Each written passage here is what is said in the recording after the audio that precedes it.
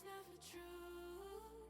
You only meet me where you're feeling good. Happiness just a pursuit.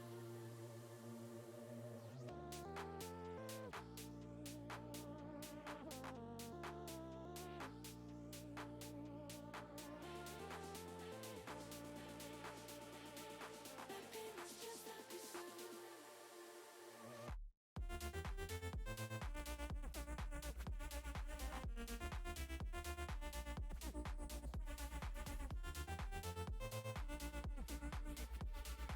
Happiness just a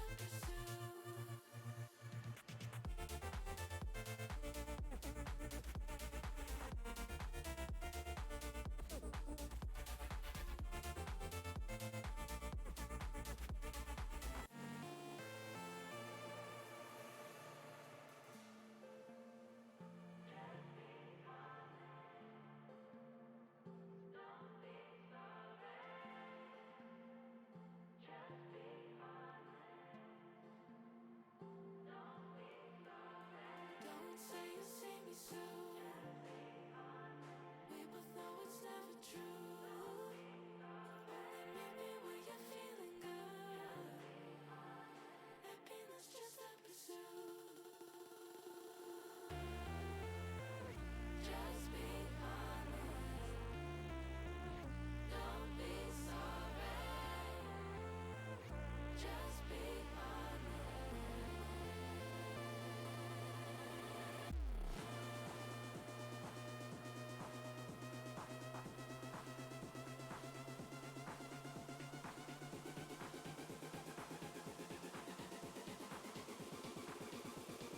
Don't be sorry.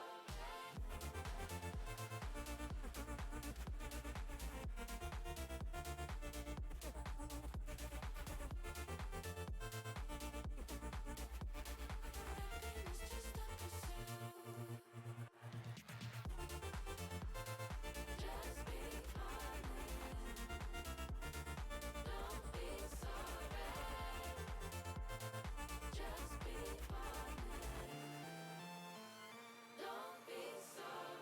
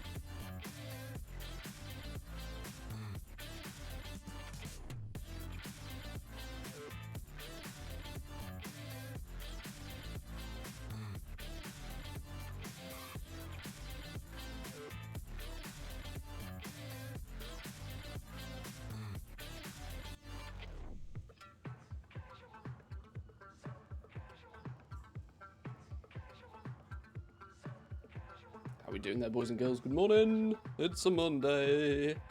It's a Monday.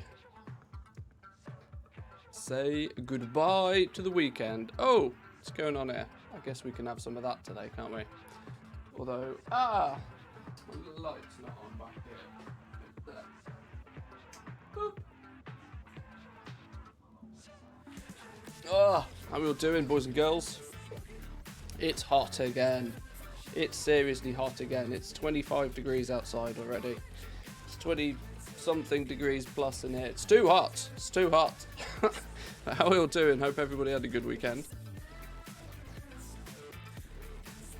Oh, it's new week.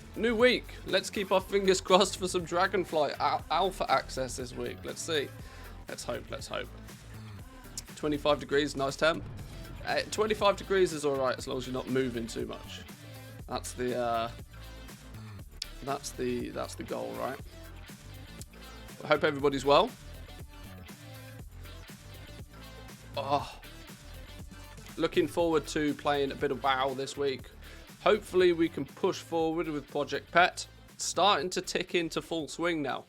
We're starting to not only find some good... Oh, wow, we've got enough gold on a whole bunch of realms now to start picking and choosing where we buy our pets, which is doing nothing more than just expanding our profit margins, which is lovely. Keeping our costs down, pushing our profits up, everything that you want. Only around 16 to 20, but raining in Denmark. You need a bit of rain occasionally.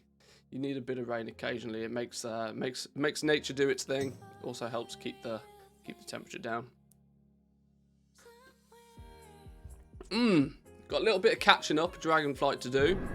There's a Bellular video. Not that I'm the hugest of fans of Bellular. I do understand what he's done for the industry, for sure.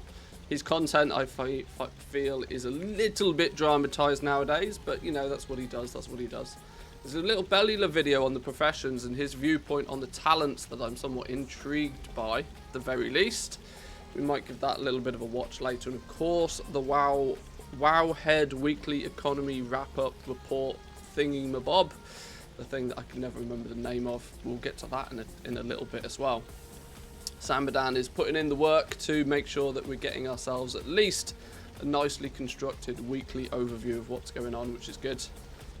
So we'll check that out in a bit. Just got some auctions to manage first. It's been a couple of days since I've relisted auctions on this realm. Can you tell? Oops. The weekend got away with me. 32 degrees in Poland. Oh, damn, it's getting toasty. Hot.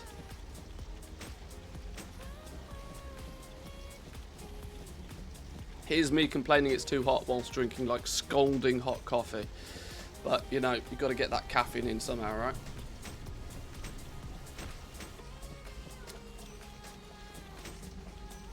I'm hoping there's going to be a slightly bigger wave of alpha invites this week. I've been trying to pull strings, and unfortunately I don't have that many threads to pull on. So I may or may not get alpha access this week. But if we don't get alpha access this week, it's quite simple. We chill out, we relax, we play some other games, and it'll be all good. I was playing Factorio again. It keeps grabbing me, that game. Every time I think I'm done with my little Factorio fix, I'm just like, oh well, maybe just one more, maybe I'll just upgrade this part of the factory. And 12 hours later, when you haven't eaten or slept or drank anything, the factory has got you. You deserve it though, fingers crossed. I don't really think anybody deserves it, but it would. I do like to try and cover all of the footage, especially from the profession side of stuff. So I don't know. I feel I could, increase many people's understanding of what's going on, while at the same time hopefully offer some, feedback to make it a better system for everybody. Currently playing on EU Burning Legion Hypop servers. Any tip for making gold? Feel like this server's no one buying anything. Don't be too surprised. It doesn't matter where you play right now. It's a bit of a lull. Gold making is a little bit seasonal. It's a little bit seasonal in terms of that when there's hype kicking about and when everybody's got new content to play through, then the gold making is a lot easier because most people are distracted. Most people are not bothering to try and make any gold themselves. They're off doing the thing, right? And that leaves an opportunity for people that want to make a bit of gold to be able to do so. Right now, it's kind of, we're just waiting for season 4 is the honest answer. Season 4 will probably bring about with it a little uptick in demand for items. You know, your potions, your flasks, your consumables, your catch-up gear, that sort of stuff.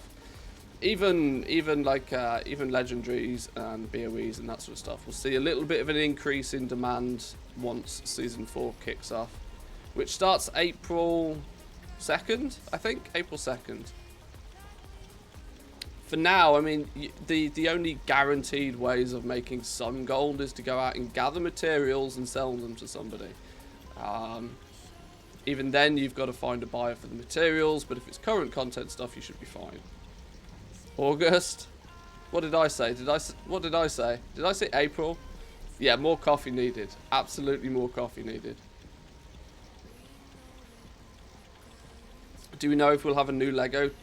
We don't. They've said absolutely complete and utter radio silence on legendaries, which is just weird, right? That's just odd. It's just odd that they're going to bump everybody's item level or possible item level up with these fated raids. Yet at the exact... Ooh, why is that being listed for 600k?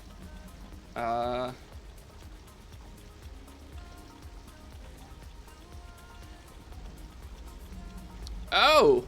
Somebody's getting desperate to get rid of theirs, apparently.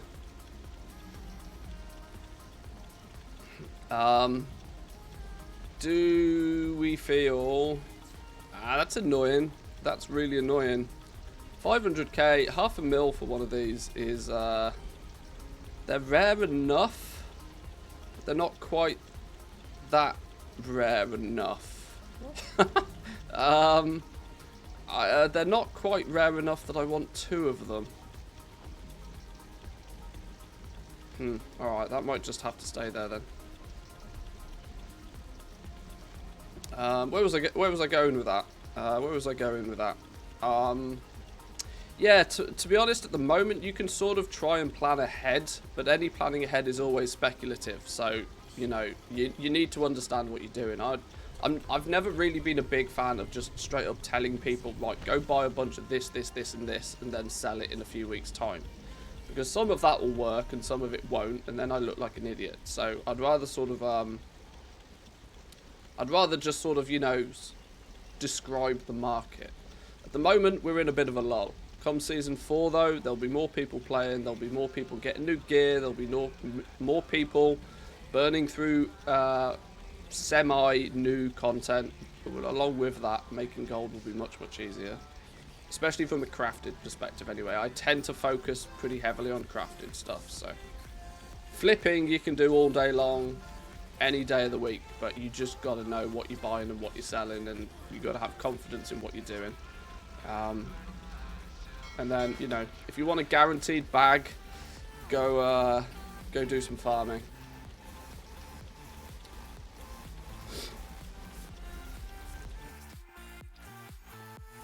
For reference, Season 4 is not 9.2.7. The auction house merger is not happening at the same time. We still don't know when the auction house merger is going to be a thing. We know it's going to be a thing, we just don't know exactly when.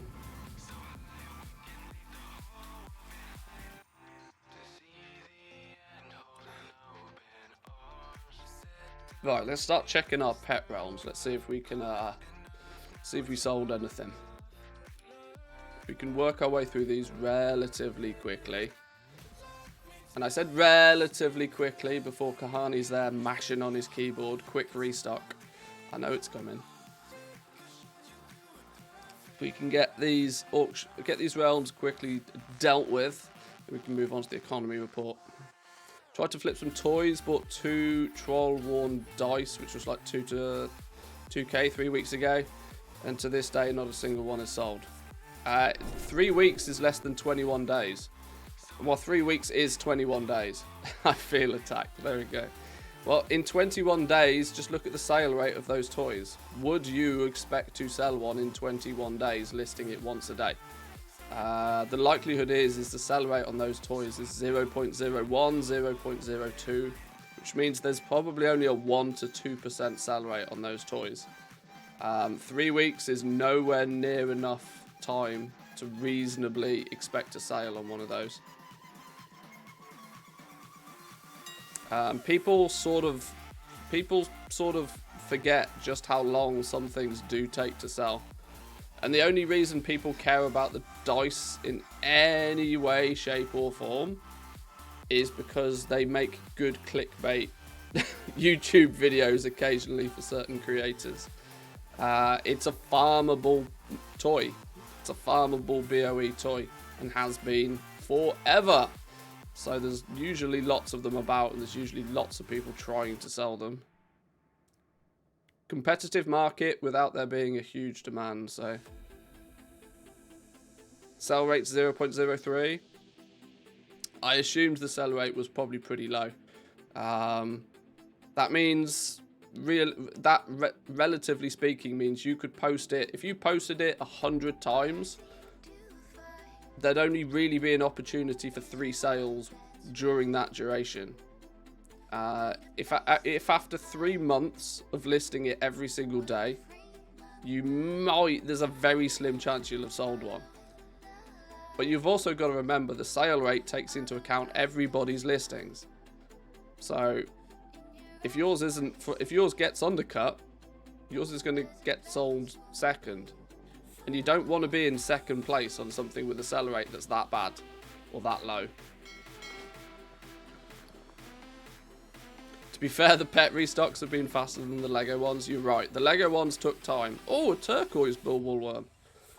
The pet restocks have not been too bad because, you know, we're just doing a quick cancel scan where necessary and relisting and then just seeing if there's anything to buy. Legos was crafting, flipping, shadowghast ingots until our fingers bled.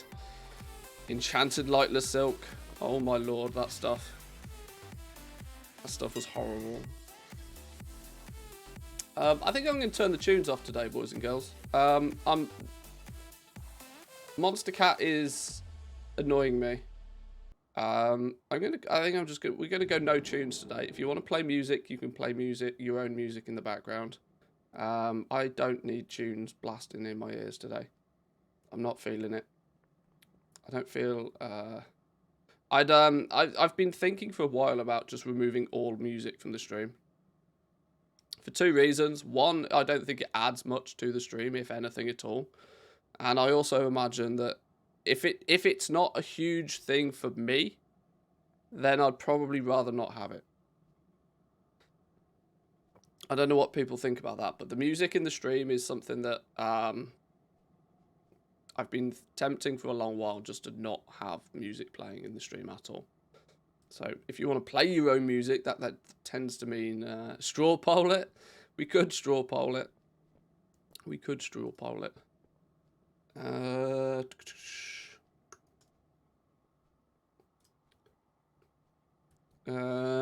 Should we have music in the stream? Yes. No. Very quiet. No, let's just do a straight up yes or no. Should we have music in the stream? Yes or no?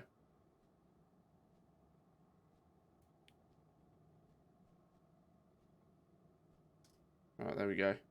Now we'll find out. Now we'll find out. Straw polled.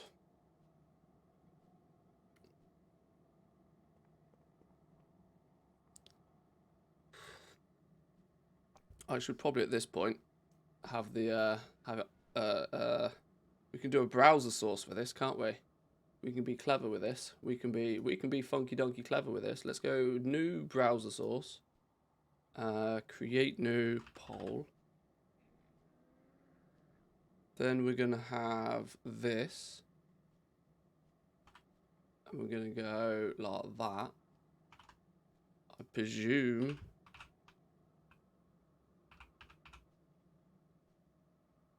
Whoa, okay, it doesn't need to be quite that big, game. What? It doesn't need to be quite that big. Okay, well that's not exactly what I expected it to be. That's actually useless, Twitch. That's actually useless. Because I can't... how do I interact with that? Oh, Lord almighty. Interact. Accept cookies. Why would you have to accept cookies on a stupid poll thing?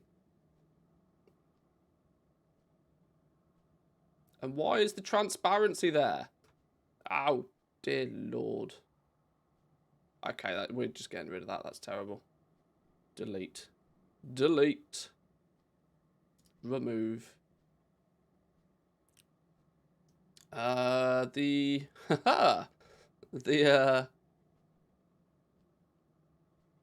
that's remarkably 50-50. Surprisingly so. Music is 90% of the stream to me. I don't know if that's a dig.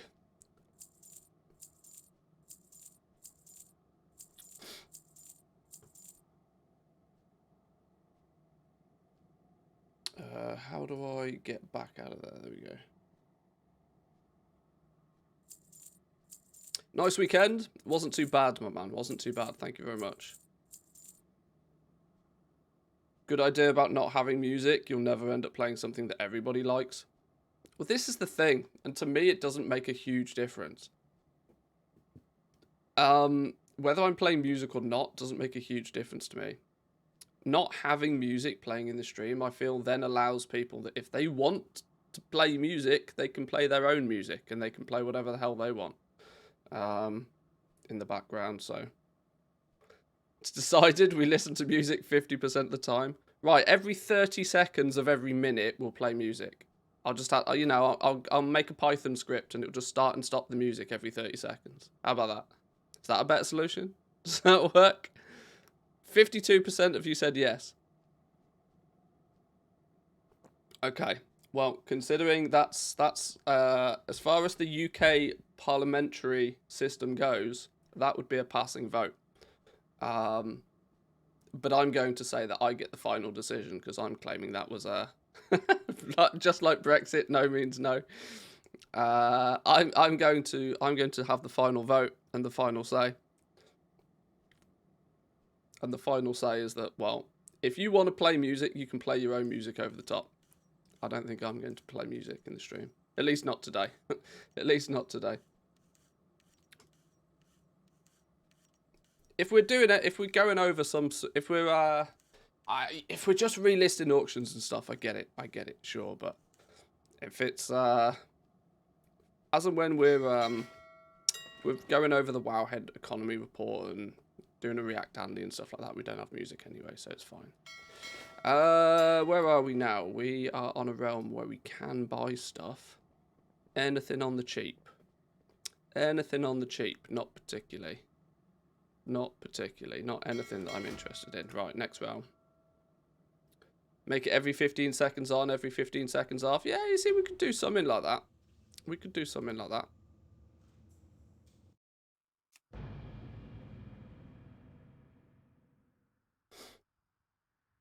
Let me get things organised. Let me get things set up. Have we got the... where's the Wowhead economy report for today? See if we can hunt that down. Dragonflight Alpha press kit. Blizzard has released a new press kit for Dragonflight Alpha, revealing some customization features of the new race, Drakthir, and some images of the new zone. Maybe I should consider myself press. Maybe that would give myself an easier chance of getting an alpha key. Joyous Journey experience buff active on classic oceanic realms. Haha, the XP buff's coming to classic as well. You'd have never guessed. Right, here we go. Alpha and cooking profession specializations, Wowhead weekly economy. Let's get that loaded. We'll take a little look at this in a bit. Good job, Samadan, by the way. We'll take a little looky through that in a moment or two. Right, let's go do a quick cancel scan over here. I know a buyer when I see one.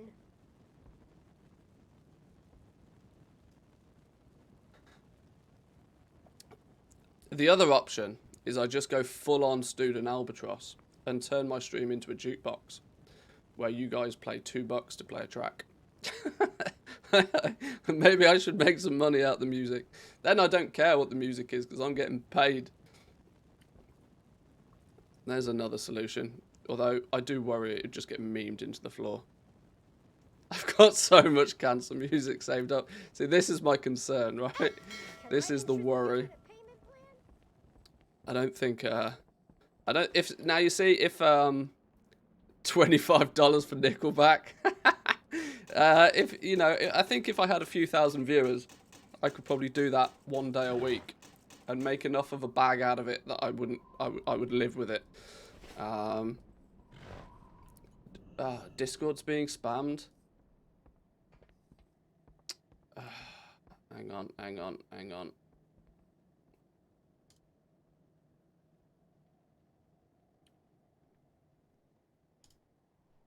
Has he gone? Has he gone now? I think he's gone.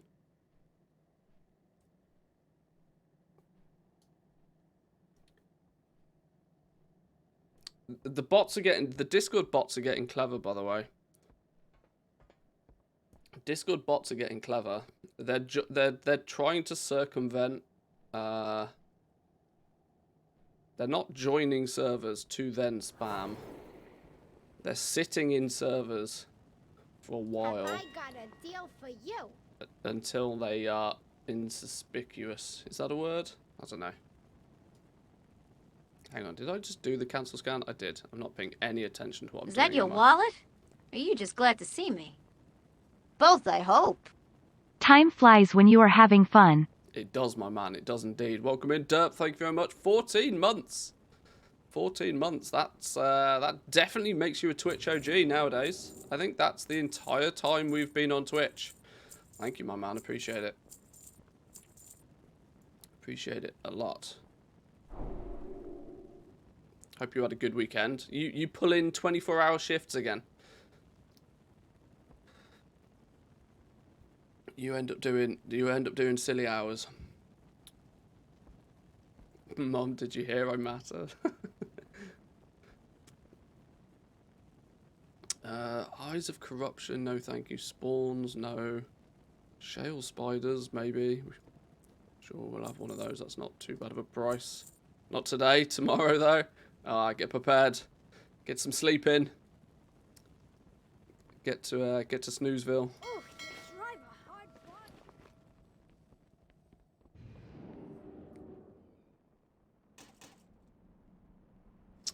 Alright, let's get those learned. Next realm. Oh, who said we were talking about Burning Blade earlier, weren't we?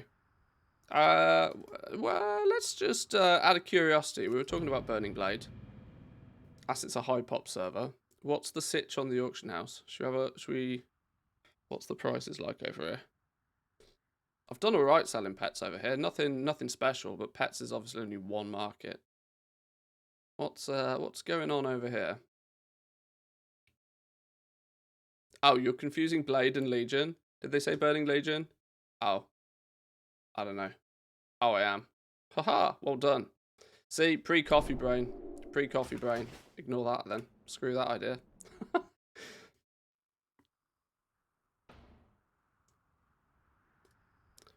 Ragnaros.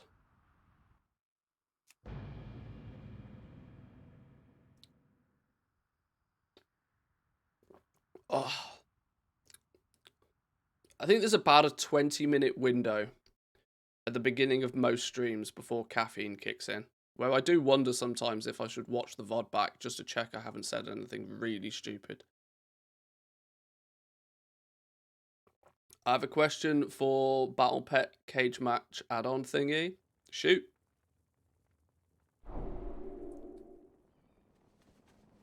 It's officially an English server, but it has a very high Polish population, so it ends up being pretty competitive on the prices. Yeah, it will be. You know, currency conversions and stuff is not going to be too favourable to the Polish, unfortunately. I've put it to cage if I have 2 or more, but it wants to cage all single ones as well. What am I doing wrong? I don't know. A few people have been having issues with the add-on recently. And I don't know if it's just because they've updated and I haven't, or I've updated and they haven't. But realistically, minimum only cage when quantity is above 2 is how I have it set to.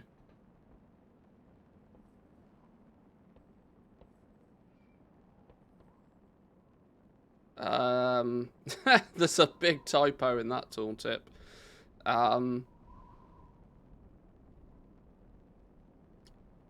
Yeah, it's when it's at or above, so you do need to have it set to 2. But it's still caging singles. I don't know. I pressed a few buttons and then I read my caging rules to make sure that it made sense to me. And the only thing I mean, blacklisted pets, for example, doesn't work at all for me. I just deleted my blacklisted pet list because it just didn't work. There were a few things about the add-on that aren't perfect. I would kind of be interested to find out who, like, I might try and hunt down the add-on author at some point. Do we consider add-on makers authors or developers or, I don't know, what do you call them? Author's a book thing, right? I don't know. Either way, I might try and hunt them down and see what's what, because it's a good little add-on and I'm scared that one day it might go away just because somebody's not keeping it up to date. And unfortunately, this is one of those little markets where the add-ons that you use are really helpful. I could do this without... Well, I see, you could very easily do this without that little add-on. But when you're first starting up, when you're first getting up and running in the pet market, that add-on is an absolute godsend. Because when you're getting those first pets on those new realms, it's a crucial little add-on. Once you've got a bunch of stuff on a bunch of different realms, you can actually start min-maxing where you put your pets anyway. And there are other tools and add-ons and websites out there that can help you do that. But at the beginning, being able to click a little button and it lists up, well, there's none for me to list up, but I started before it existed, and it really revolutionized it for me. Caging manually is so much slower. Yeah, if you're trying to do it on bulk, that's the thing. Like, when you first start off, it's a nightmare. But I imagine once you're established, you don't really need to cage up. You only really need to cage up probably what you've sold. Although it's going to catch a load of... market variations that you might not have otherwise and stuff. So yeah, you're right, it is kind of a crucial add-on. We're rich enough to buy stuff over here. Ragnaros, do me proud, give me some bargains. They does not look like many on the bargain list.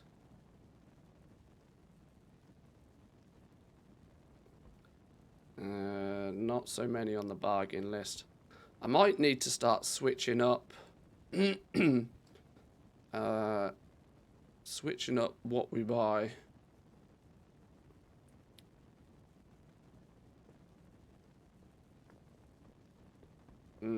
Nothing on that bargain list. Alright, next. Next. Storm scale. Never had much luck on storm scale. Let's see if that luck has changed.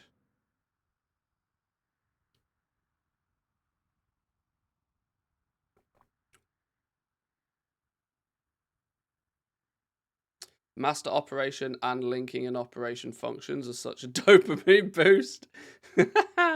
when you find out that little trick in TSM that you've not utilized properly before. Oh, it's beautiful. I use that one mainly for auction duration. I'll have a master duration operation which I'll attach a whole bunch of things for, too. 2.4 mil yesterday? That's good effort, man. That's, I ain't got it. I'm gonna be You don't honest. want it. I'm a little bit out of touch with just how effective the markets are at the moment, on the basis that I don't really do anything that's current content right now. I can't remember the last time I did a cancel scan on legendaries, for example. I just don't. I don't even have many legendaries crafted right now. But I do feel that I probably should just keep things ticking over. But I've never really been good at that. I watch people like Hickons, for example, and Hickons just can do the same thing all the time until it literally gives him no gold. And he's doing it on 8 separate accounts. And he's just like, he's a machine. I can't do that, though. I genuinely can't do that. This is why I dip in and out of many different markets across an expansion, because if I just stick to one all the time, it drives me mad. Actually drives me bonkers.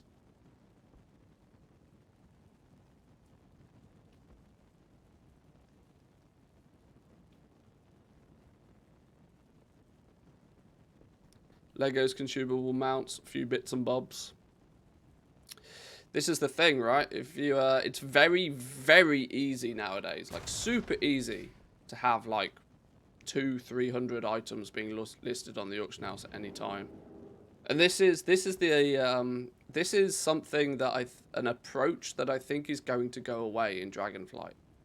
I don't feel that people are going to scale their operation quite as heavily as they are doing so today. Because the way that at least short term, at least in 10.0, probably not.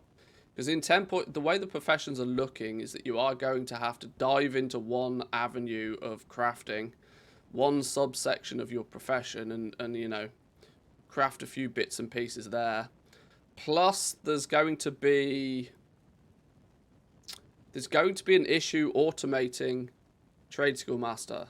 And I use the word automate very loosely because it's not true automation. There's probably a better word for it. But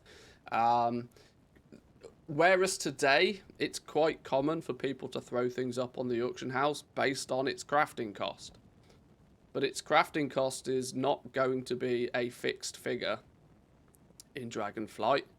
And I have no idea how an add-on like TSM is going to try and keep track of what your crafting cost for the item is. Because there's no physical way in-game, there's no API call that will allow that to be a thing. The scale in what something could have cost to craft is going to be monstrous. Today, it's within, you know, a few gold. It's pretty accurate. You know, you take 2 herbs and you take 1 flask and you make a potion. It's pretty mathematically simple. In Dragonflight, though, keeping track of what things cost you to craft is going to be a lot more challenging, because I don't think TSM is going to be able to do it.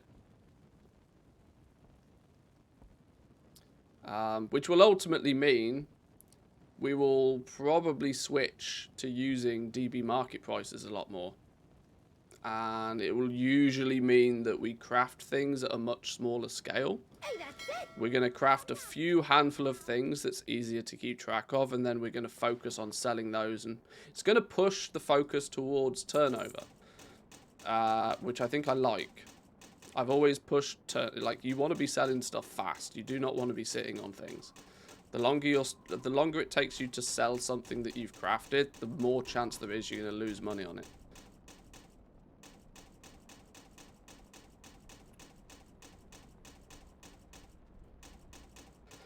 It's going to be hell in Dragonflight. You provide some mats, the other guy provides the other mats, and it changes for every work order.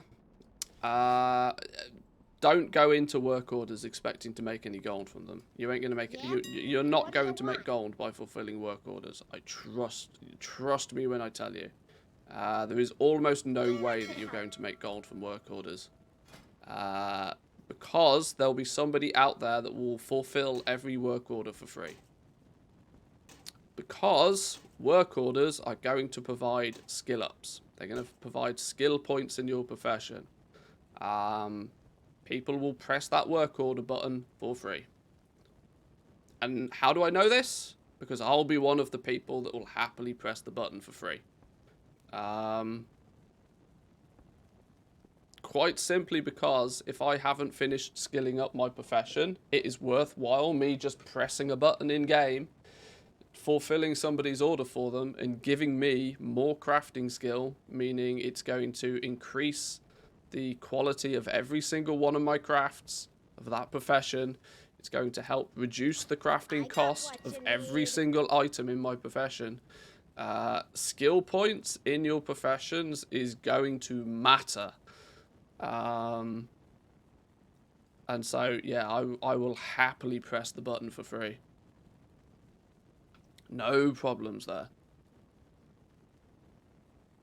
So, if you're using professions to make gold, work orders is not the way you do it.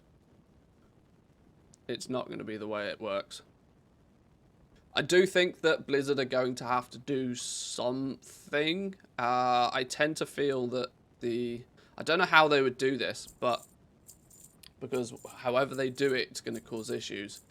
But with the work order system, allowing people to offer a commission to complete the work order, I don't think that system is going to really work very well.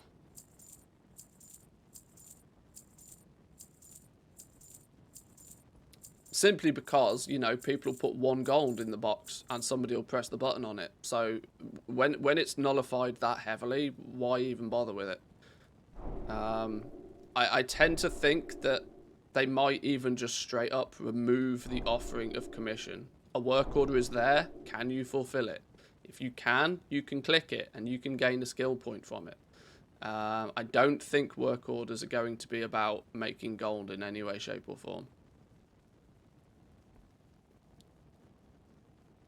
Because that whole commission box might just disappear completely. You provide the materials or you don't provide the materials. If you don't provide the materials, it's up to the person to decide whether they want to give you materials for free.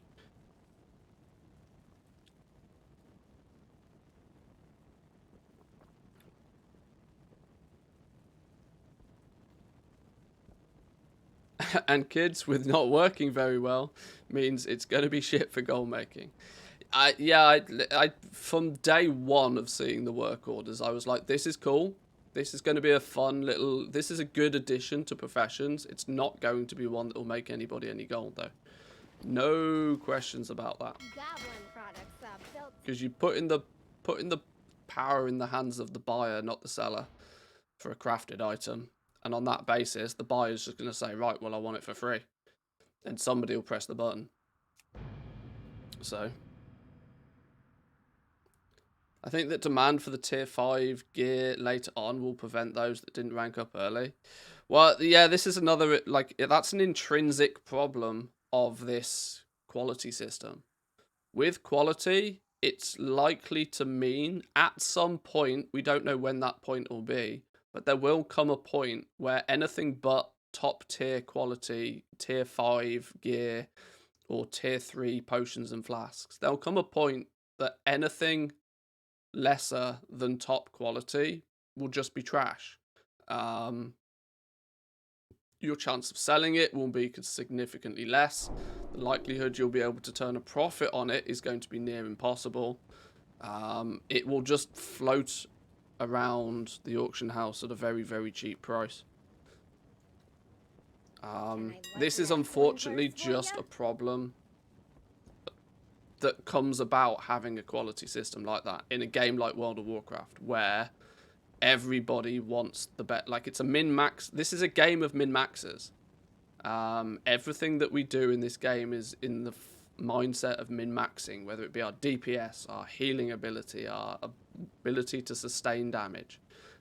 Everything that we do is to get bigger and better numbers, which means there's very few people out there that are happy to accept anything less than 100%.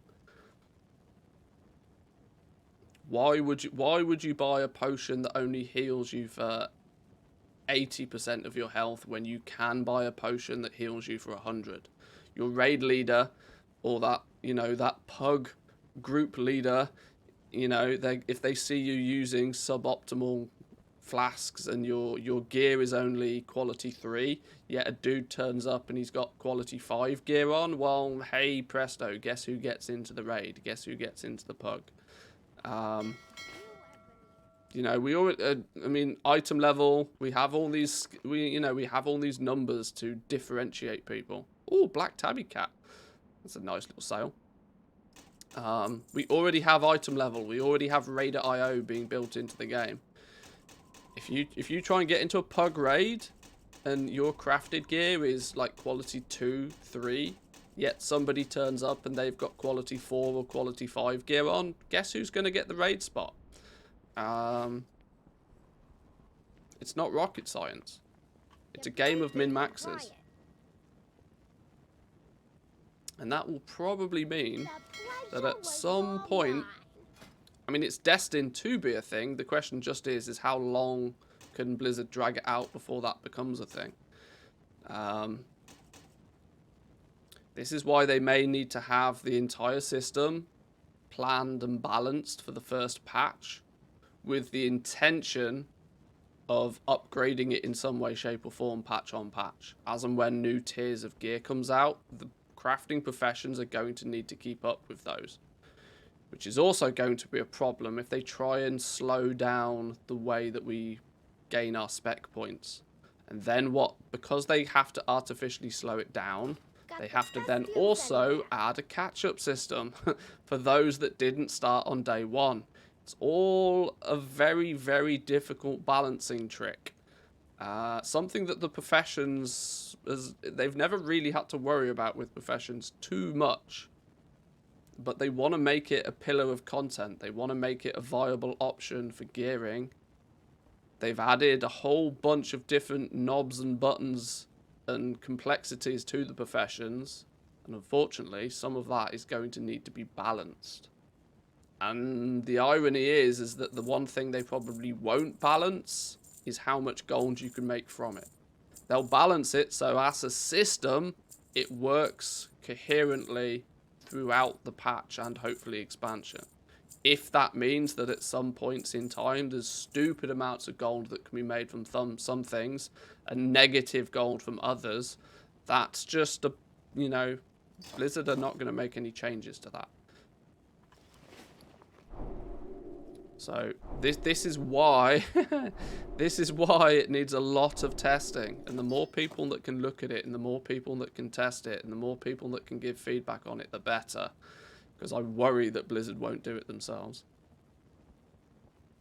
Come back anytime.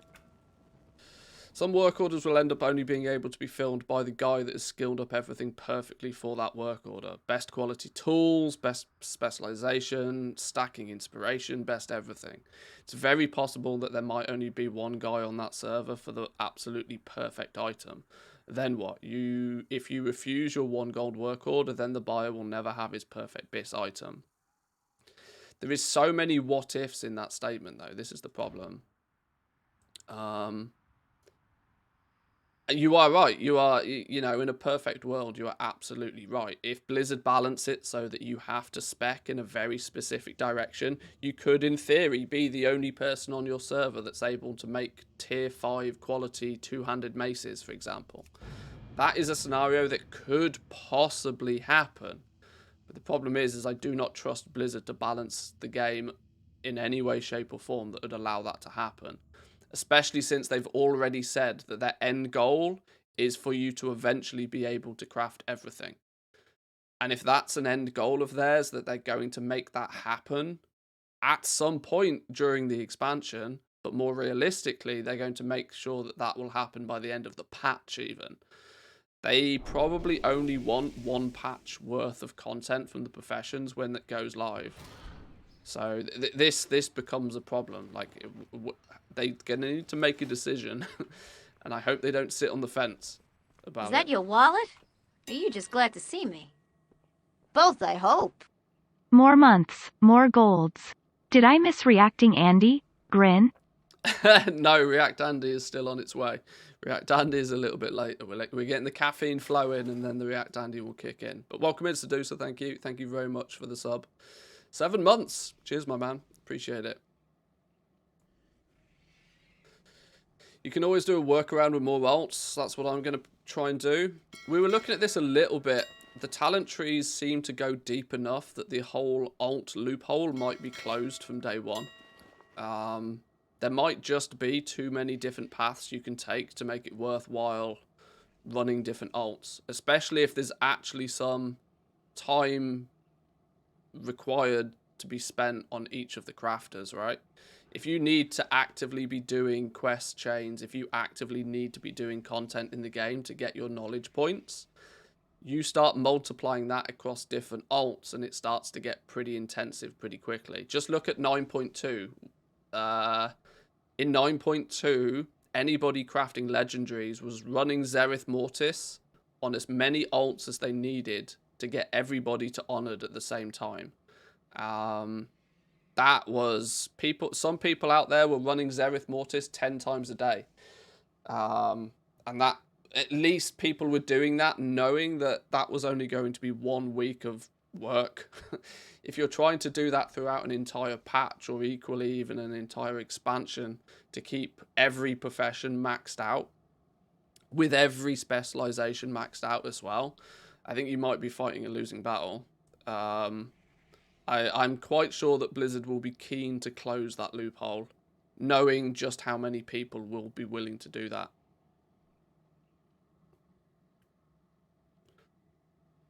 I'm banking on the fact that they're going to mess it up and make Legos 2.0. This is the thing, right? I tend to believe that Blizzard is going to act more cautiously. Hello there. How are we doing, Alive? Welcome in. I think they're going to act a lot more cautious. They're going to act with an air of caution because they don't want to make Legendaries 2.0. They're going to be so careful not to make Legendaries 2.0 that they might actually crush the system to begin with, making it either too... It's far better for them as a company to make it all too easy and to make it all crash and burn quicker than it should do, than it is to make it a tough grind and make it so that only the best of the best have access to certain things, and then they're charging 1 million gold for a piece of crafted gear again. It's in their best interest to make it easier, not harder. So, we'll see. I really want to be able to test it, Let's but I make can't. sweet, sweet profit together. That time of month again. Hey, that's the time of the month. Thank you very much, boys and girls. Appreciate the support today. Why have we still got something in the mailbox? Did I do cancels and not reload again? Am I being too distracted by just talking? I guess I am. My main reason for thinking it's not going to be too hard to get the specialization points. Small servers with few crafters could get screwed otherwise. Yeah. And this is also why they're kind of half thinking, are the work orders, can they make a system that will facilitate work orders being account-wide? If they can, it alleviates that problem of small servers with not many crafters. Because, yeah, if you're playing on Draenor, if you're playing on Kazakh, there's enough people that everybody probably accidentally is going to end up... There's going to be multiple people specialized in everything. Just purely because it's a numbers game. There's just so many people. But there's enough... there's enough chances when you've got enough people for everybody to be able to do everything naturally. Small servers, though, you may on a small server only have 10 or 15 players that are, you know, playing with blacksmithing. Of those 10 or 15 players, what if 10 of those blacksmiths on a small realm all look at a Wowhead guide and all decide that specializing in weapons and two-handed maces is the way to go to make a bunch of gold? And then you've got 10 people that can make some really fancy two-handed maces, but nobody that can make anything else, because that was deemed the cookie cutter best way of leveling or something. You know, The easy way to get around that system is if they make work orders region-wide. But can they make an interface that makes that look neat and tidy? Everything that we're talking about here, I hope some of you can kind of catch the drift, you know, read in between the lines here. Everything that they're going to need to do to make the system work nicely and feel like a good aspect of the game almost directly goes in the opposite direction of, you know, actual gold making. Professions are unlikely to be super lucrative like they have been. Definitely not anything like legendaries, without a doubt. To make to make a more complex system balanced, you're going to have to, you know, lose something. And the thing that you lose is probably the ability to cheese it for like stupid amounts of gold. But I don't mind that. If anything, I actually want that. Because I would rather professions be more fun, but less profitable. More fun and less profitable is fine by me. It's when professions are super duper boring, but really profitable. That annoys. And that's what Legendaries was. That's actually what Legendaries was. Not whilst you were leveling up, because you were kind of doing a lot of thinking and you were like, do I level this one up? Do I, you know, let's try and cancel scan, get some of these sold. There was some element of joy that could be extracted from leveling up legendaries, and it was always nice to see week on week like bigger and bigger and bigger mailbox openings of all the things that you crafted and sold. But once you got every legendary unlocked and you were just playing the optimization game and you get stuck in that rotation of just craft a bunch, cancel scan, craft a bunch, cancel scan, it got really boring really quickly. Hang on, my dog is barking. Please hold.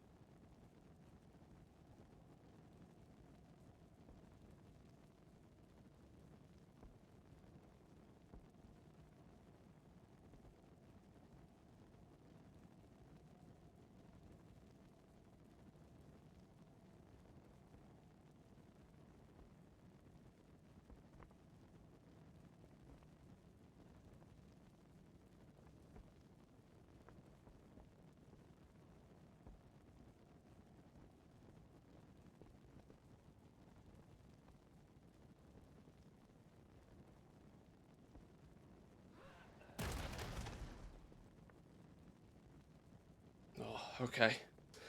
There are, our house is being repainted, and my dog is not best impressed that there's people walking around our garden. Are you chilling now? Go on, in your bed. In your bed. Go on. Go get in your bed. Do I speak to the dogs in English or Finnish? I speak to them in English. My dogs are trilingual, though. My dogs understand English, Finnish, and Swedish.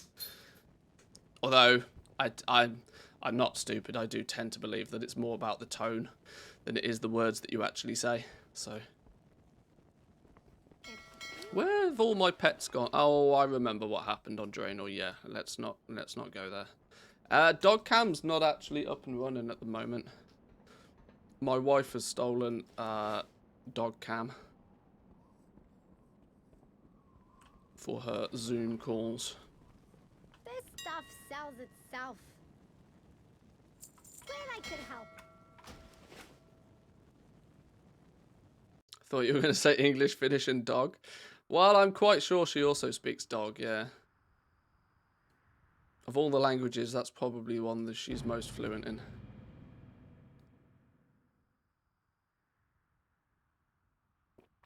If professions die, I'm kind of happy too, to be honest. I'll probably just go back to fully doing achieves and not skipping raiding Mythic Plus the first few weeks.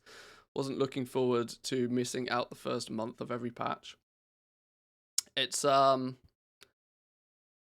Yeah, it does tend to, and even more so in Dragonflight, the way that it's looking is that if you want to be playing with professions and you want to be playing somewhat optimally, because they want professions to be the fourth pillar, right? We've got Mythic Plus, we've got Mythic Plus, raiding, PvP. We've got 3 pillars already. Blizzard seem to be keen to make the crafting professions a 4th pillar.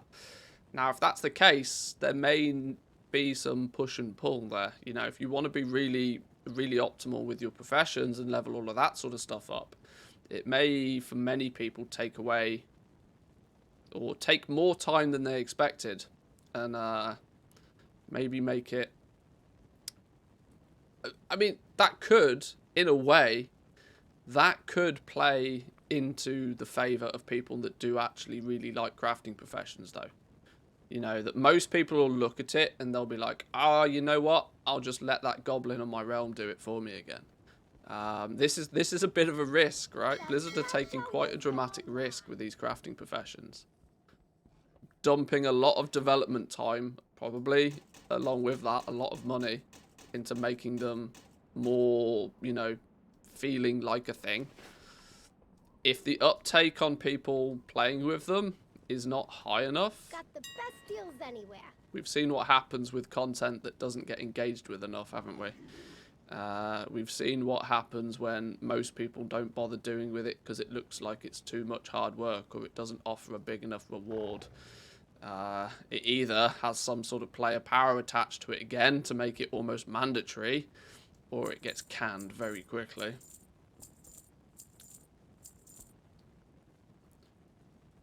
Watching other streamers, people are seeming quite enthusiastic about the crafting changes. They are, yeah. They do, like, generally it does seem that the overall impression seems to be good.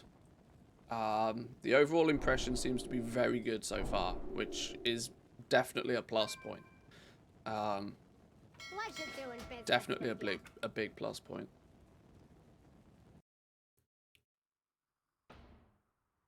100% going to get the whispers. Hey man, can you craft me this? Those whispers will always turn up for sure. Professions do feel very complicated. I wonder how many casuals will open up their menu and just go, nope, shut it down for the whole expansion.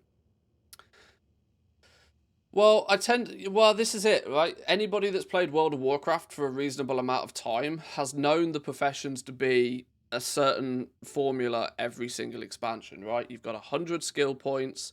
You go onto a website, it tells you to craft this, this, this, this, and this, and then you've hit 100 skill points, and then you can craft whatever it is you might need. And even that, for some people, is too much like hard work. Now that they're adding significant extra levels of complexity to the crafting professions, that really appeals to people that enjoy that. What it doesn't really appeal to, though, is people that couldn't even be bothered with the default crafting. You know, people might go in 2 different directions with this. It's one thing to look at a system and go, oh, you know what, that looks really cool. But it's a second thing for people to look at it and go, you know what, it's going to cost me 50,000, it's going to cost me 100,000 gold to level this up. No thanks, I just won't bother. You know, the trailer for the movie is sometimes better than the movie.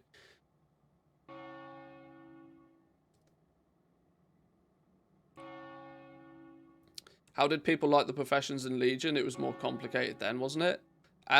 Generally speaking, I don't know. We've got the advantage of hindsight with this now with Legion. Professions kind of went a little bit of a miss in there was no hype around the professions.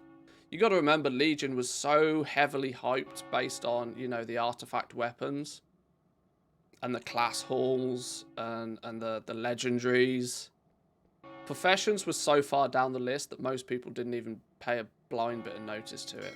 You're right, it was slightly more complicated, that you had ranks and you had to, you know, there was quest lines to be done and stuff. I loved Legion professions. I was all over that. This is why I'm super excited that it is getting more love.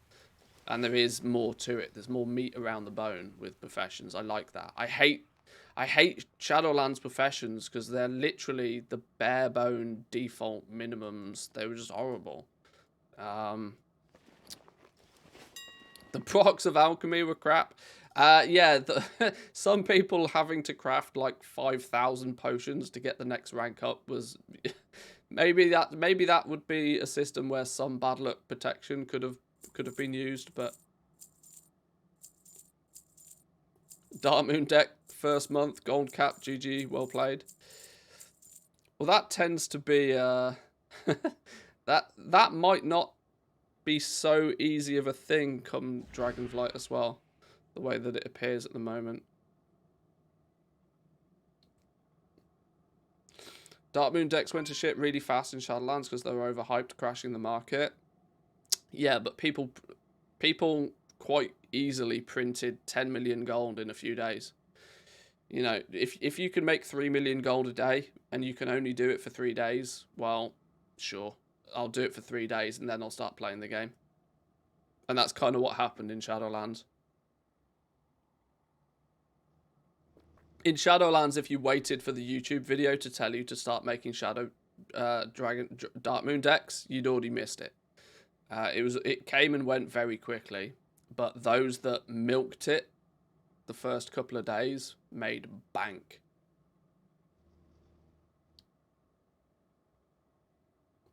After 20 years, everybody knows that making decks is weak. Well, yeah, but you say that, but people don't, because you forget just how many people are new to the game.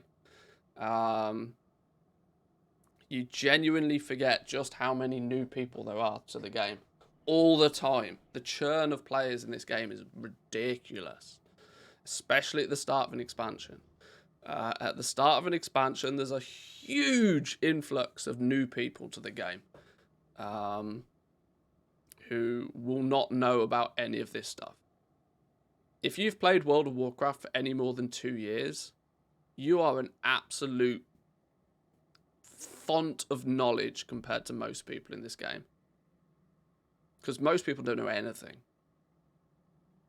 Most people couldn't tell you where half the vendors are for half the materials. Most people don't know where all the entrances are to any dungeons apart from the one they ran yesterday. People sort of take for granted just how much they know about this game. And I fall into this category myself, that sometimes it's difficult to understand just how little other people know about this game. Because it is a game. You know? It's like a book that we have read so many times that we could basically read it without looking at the book. Yet to anybody that's not picked up the book, how are they meant to know it yet? You know? Are we just old boomers? Maybe a little bit.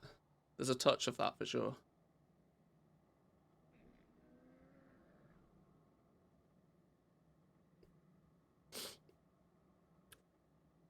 Ooh, what we got going on here? 70k for an indigo.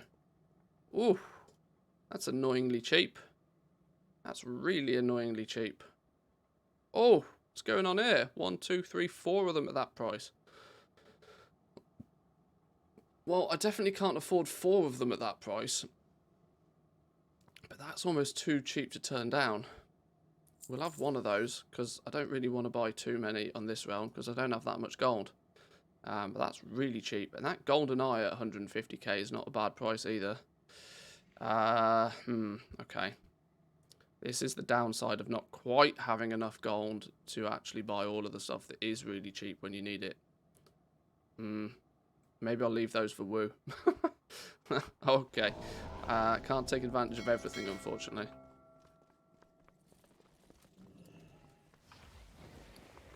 Heretics! You will suffer for this interruption. Regarding the pet project, are you also investing in TCG pets? Are you camping some black market auction houses around other EUs to get the pets cheaper, or just sticking to normal pets? It's for the moment, it's entirely just flipping what's on the auction house. I'm not farming pets. I'm not crafting pets. I'm not camping black market auction houses. I'm not at that stage yet. Pretty much it's as simple as using a couple of realms to buy a whole bunch of stuff as and when it's cheap, and then just filtering it out and starting to grow my gold total across these realms. Is the approach that I'm taking currently.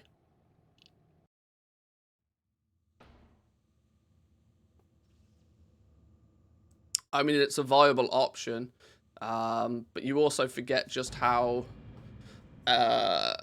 much gold you... trading card game pets are expensive. This is kind of my point, right? You got to remember that if you're trying to play on 25 different realms, you kind of need to multiply the cost of everything by 25. To have just one of each of the pets across all of the realms I'm trying to sell pets on right now, even a 100,000 gold pet, it's going to cost me 2.5 million gold to put one of those on every realm. You got to remember, if you multiply everything by 25, it starts to get expensive quickly. When you start talking at like 500,000 gold trading card game pets, woo, that becomes a toughie. And I'm probably not even looking to buy the trading card game pets at the moment because their sell rate is just too slow. Yeah, they're super expensive, and yeah, they're rare, but they're just too slow a seller because they're just too expensive. I would imagine they all have 0.01 sale rates, which means that they're not even on my radar right now. I'm trying to look at stuff that at least has a little bit of a proven history of selling a bit faster, because I need turnover. I need to buy things on one realm, and I need to relatively quickly sell them on another. And then I need to use the gold I make on that other realm to repeat the process in the other direction. We will get there, though. You know, it's one of those. It's once the factory is up and running, once everything's established, once I've got 1 million or 2 gold on a whole bunch of different realms, then we can start, you know, investing on slower selling stuff. 0.01, but with 300k profit seems kind of reasonable. Eventually 100 pets like that will make a stable flip eventually. Yeah. My attitude towards them's changed. Used to grab them whenever I could, but the sale rate is max 0.02. Some even sell so rarely that they don't even show as 0.01. I'd rather invest in 10 50k pets with a 0.3 sale. Yeah, exactly. Yeah.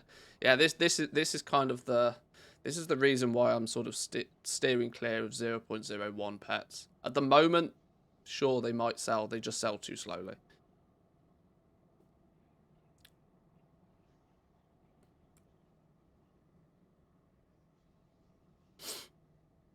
I need quicker wins at the beginning.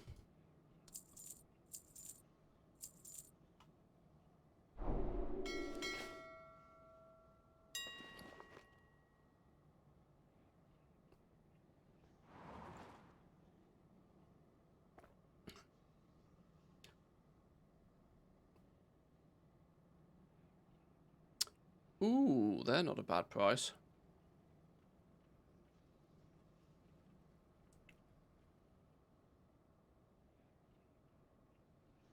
Damn, there's a lot of stuff on it. An Ethel Soul Trader. An Ethel Soul Trader for 430k. That's a really good price for one of those.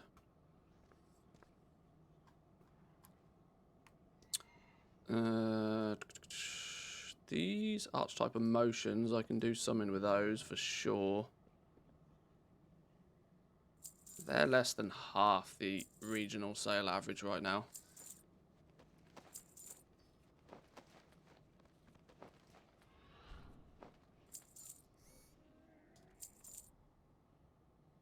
I really could use this realm to buy a bunch of cheap stuff. I'm not sure how keen I am to do that, though. Actually, saying that, most of the cheap stuff that's here is either really cheap, or I've got a bunch of them already.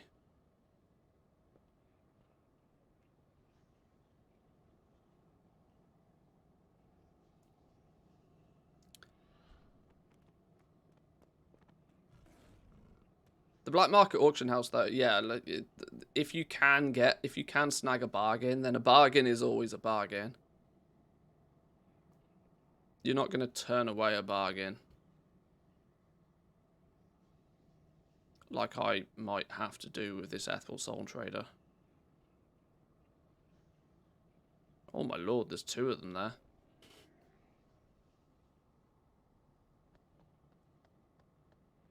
Are we on Kazakh right now? I think we're on Kazakh, that's probably why. Stuff's cheap over here.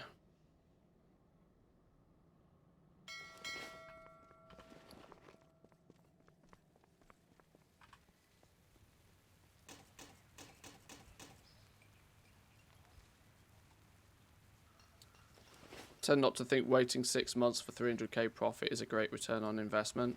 It's a great return on investment if the gold you have to spend to buy it in the first place doesn't matter.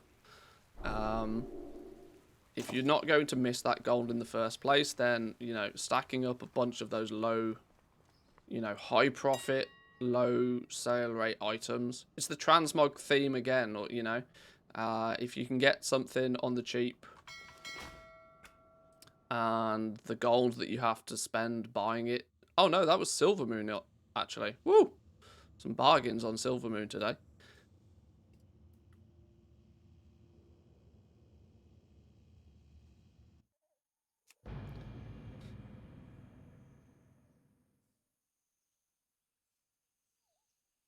This is why most gold making stuff is, you know, a little bit subjective. You know, on Taran Mill, on Sylvanas, on the realms where I have a lot of gold already, if I need to spend 1 million gold on something that I know that in 6 months, 12 months time, I can sell for 2 million gold, I'd be mad to not do it. Actually mad to not do it. But on a realm where you've only got like 2 million gold, to spend half of your liquidity on something that you may not see back for 12 months, and even then it's, you know, it may not sell, you're risking half your liquidity. See, this is what you have to balance up. You have to weigh the odds. You have to decide, is it, you know, is it worth? Kind of why one of the most frustrating questions I see regarding gold making is the question of, is it worth? And it's like, what, the only person that can answer that is you. Nobody can answer that for you, because everybody's situation is different. Like, is it worth farming this to get this? Well, how badly do you need the gold?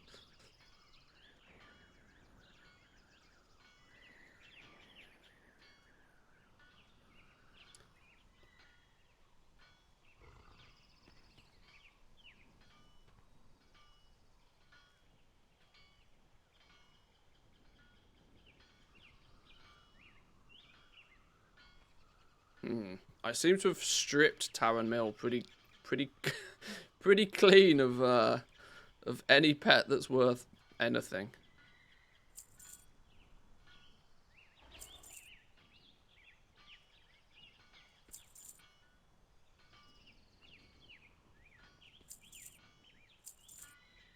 Go in peace.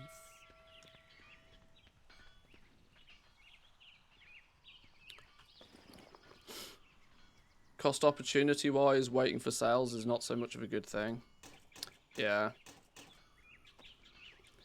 Like I said, one of the big things I try and focus on is just, or try and promote at least, is turnover. Turnover.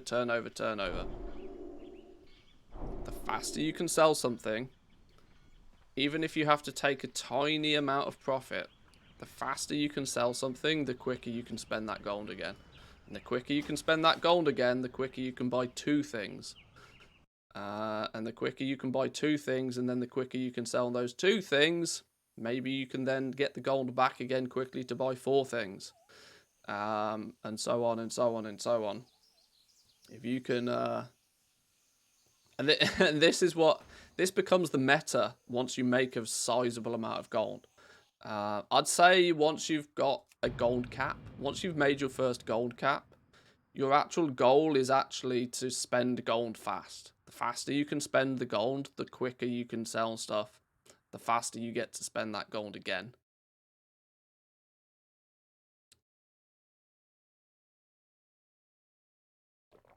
This is why when you watch people like Hickons, if you see Hickons do what he does on stream, if you see Hickons doing legendaries, he cares very little about the cost and the materials.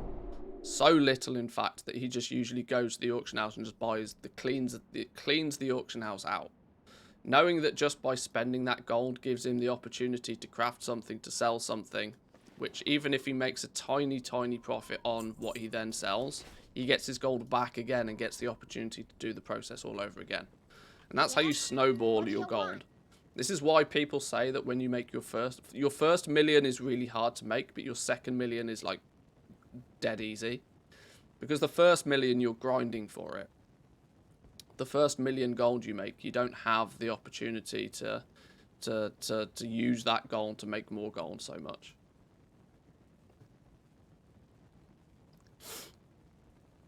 It's not entirely true though. He does cross-realm transfers with full guild banks as well. To a certain extent, there's some gold thresholds he doesn't want to pass. Yes, he does that. Great. You kind of missed the point there. The point was that, you know, he gives himself the ability to spend as much gold as quickly as possible. Sure, he's still smart about how he does it. But the point was that he's spending as much of his gold as he can, as quickly as he can, to make as many things as possible. Because he knows that when he sells them again, he gets his gold back and has more and can do the same again. Come back anytime.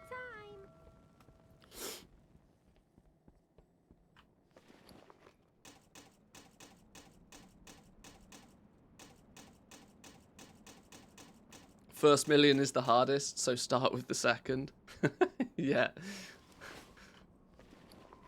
Sleep faster. Have I got a deal for you?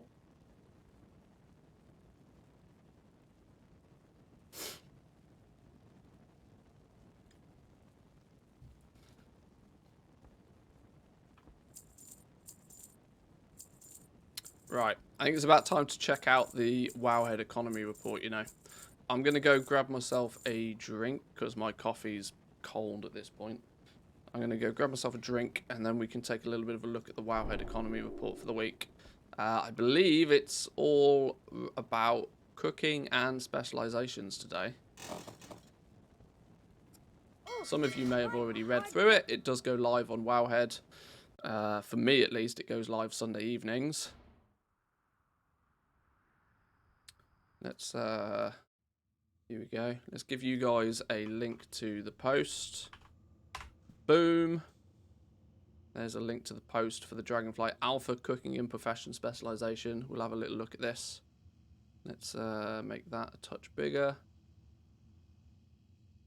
It doesn't need to be so big, does it? Because, oh, there we go. If we do it that way, then I suppose it doesn't matter. Right, I'm going to go grab a drink, boys and girls. I'll be back in 2 minutes. If you don't want to see some ads, now's a good time to hit that sub button.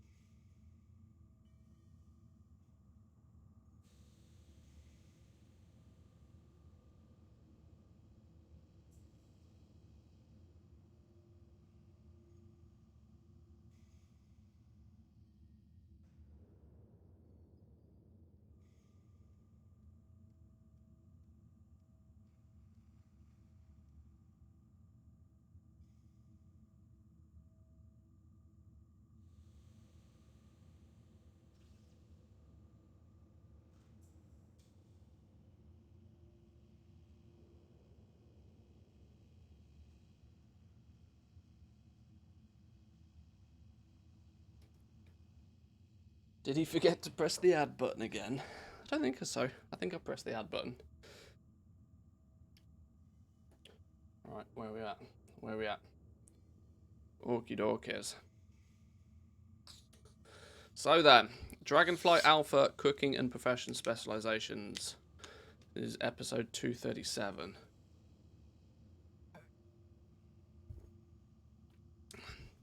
What's on the cards for today then? Table of contents. Cooking, profession specs. Oh, make gathering great again. That be me. Firstly, let's give a bit of a shout out to Samadan. He takes the time and effort to put this little report together for us each week. It goes live on Wowhead on a Sunday night. We usually cover it here on stream on a Monday. We will have a little bit of a look at the comments as well, because they're usually interesting.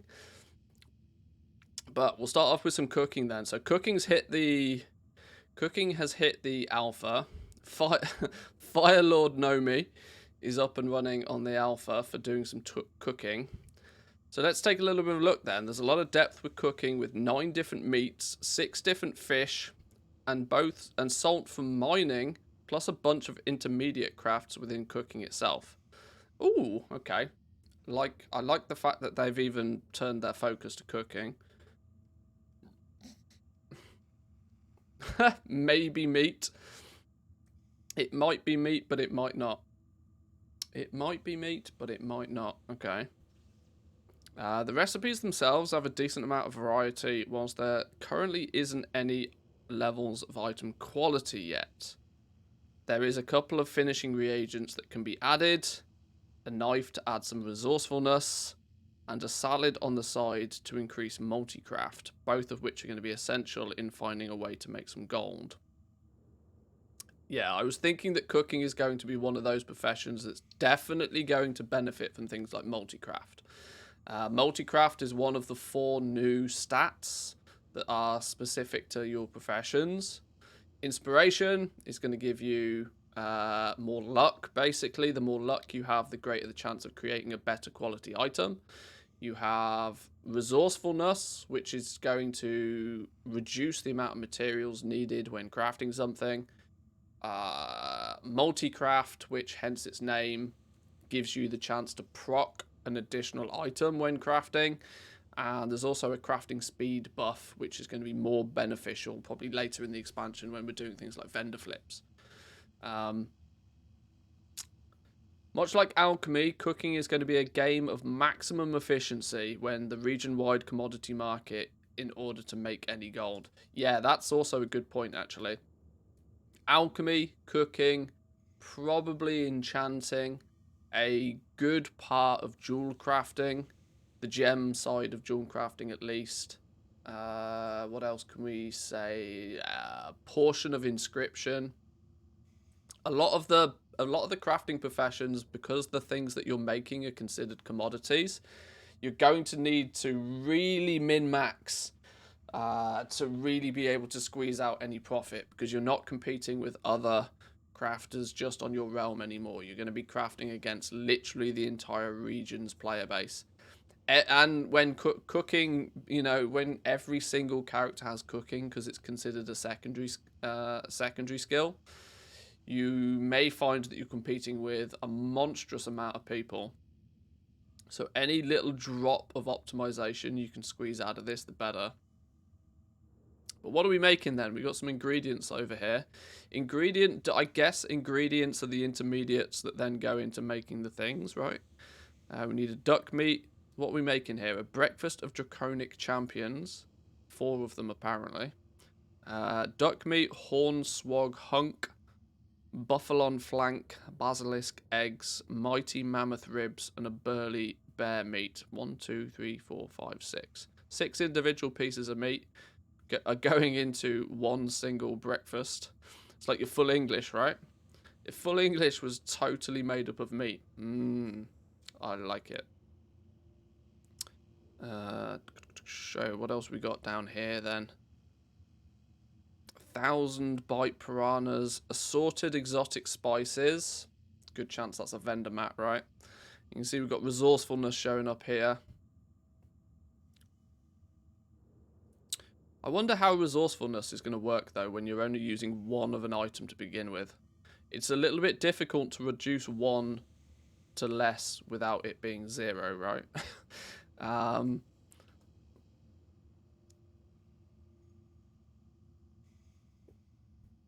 Resourcefulness is really only beneficial when you're using lots of materials in the first place, but... Watching Preach uses 2-day cooking cooldown material not to produce the amount of items expected was a very funny Saturday. I saw him do that, actually. Me and you were obviously both watching at the same time. Yeah, there's still a few things that are broken with it, that's for sure. Okay, so then what's interesting here is that the recipes are for 4 servings. You're not just making 1. But the actual number will depend on your cooking skill. Also, the equipment slots are now in the top right corner as opposed to in the own half a tab, which is a bit of a shame as it means less unique looks to pursue, and it will be another stat bonus tool. It was nice seeing it in the character window as you add your equipment. Oh, is that window just not a thing anymore? Okay. I really do hope to see long and complex quest chains to obtain recipes from around the world, as there are only a few to be had initially from the trainer. I hope to see some in-depth specialization a bit as we had in Pandaria to open up possibilities to add more to the profession and make it interesting. That's quite a good point, actually. Bring it back to Pandaria. Pandaria cooking was arguably the best expansion for cooking, right? I'll fight anybody that says otherwise. There was never more depth to the professions than there was back in Pandaria, for cooking, that is. Because you had sub-specs, you know, you had, what was it, like chef of the broil, chef of the grill. Did I ever finish the Pandaria cooking? On the Hunter, no. But the reason I stopped is because I realised I did actually already have all of the achievements on another character. I'd actually maxed it on another character already.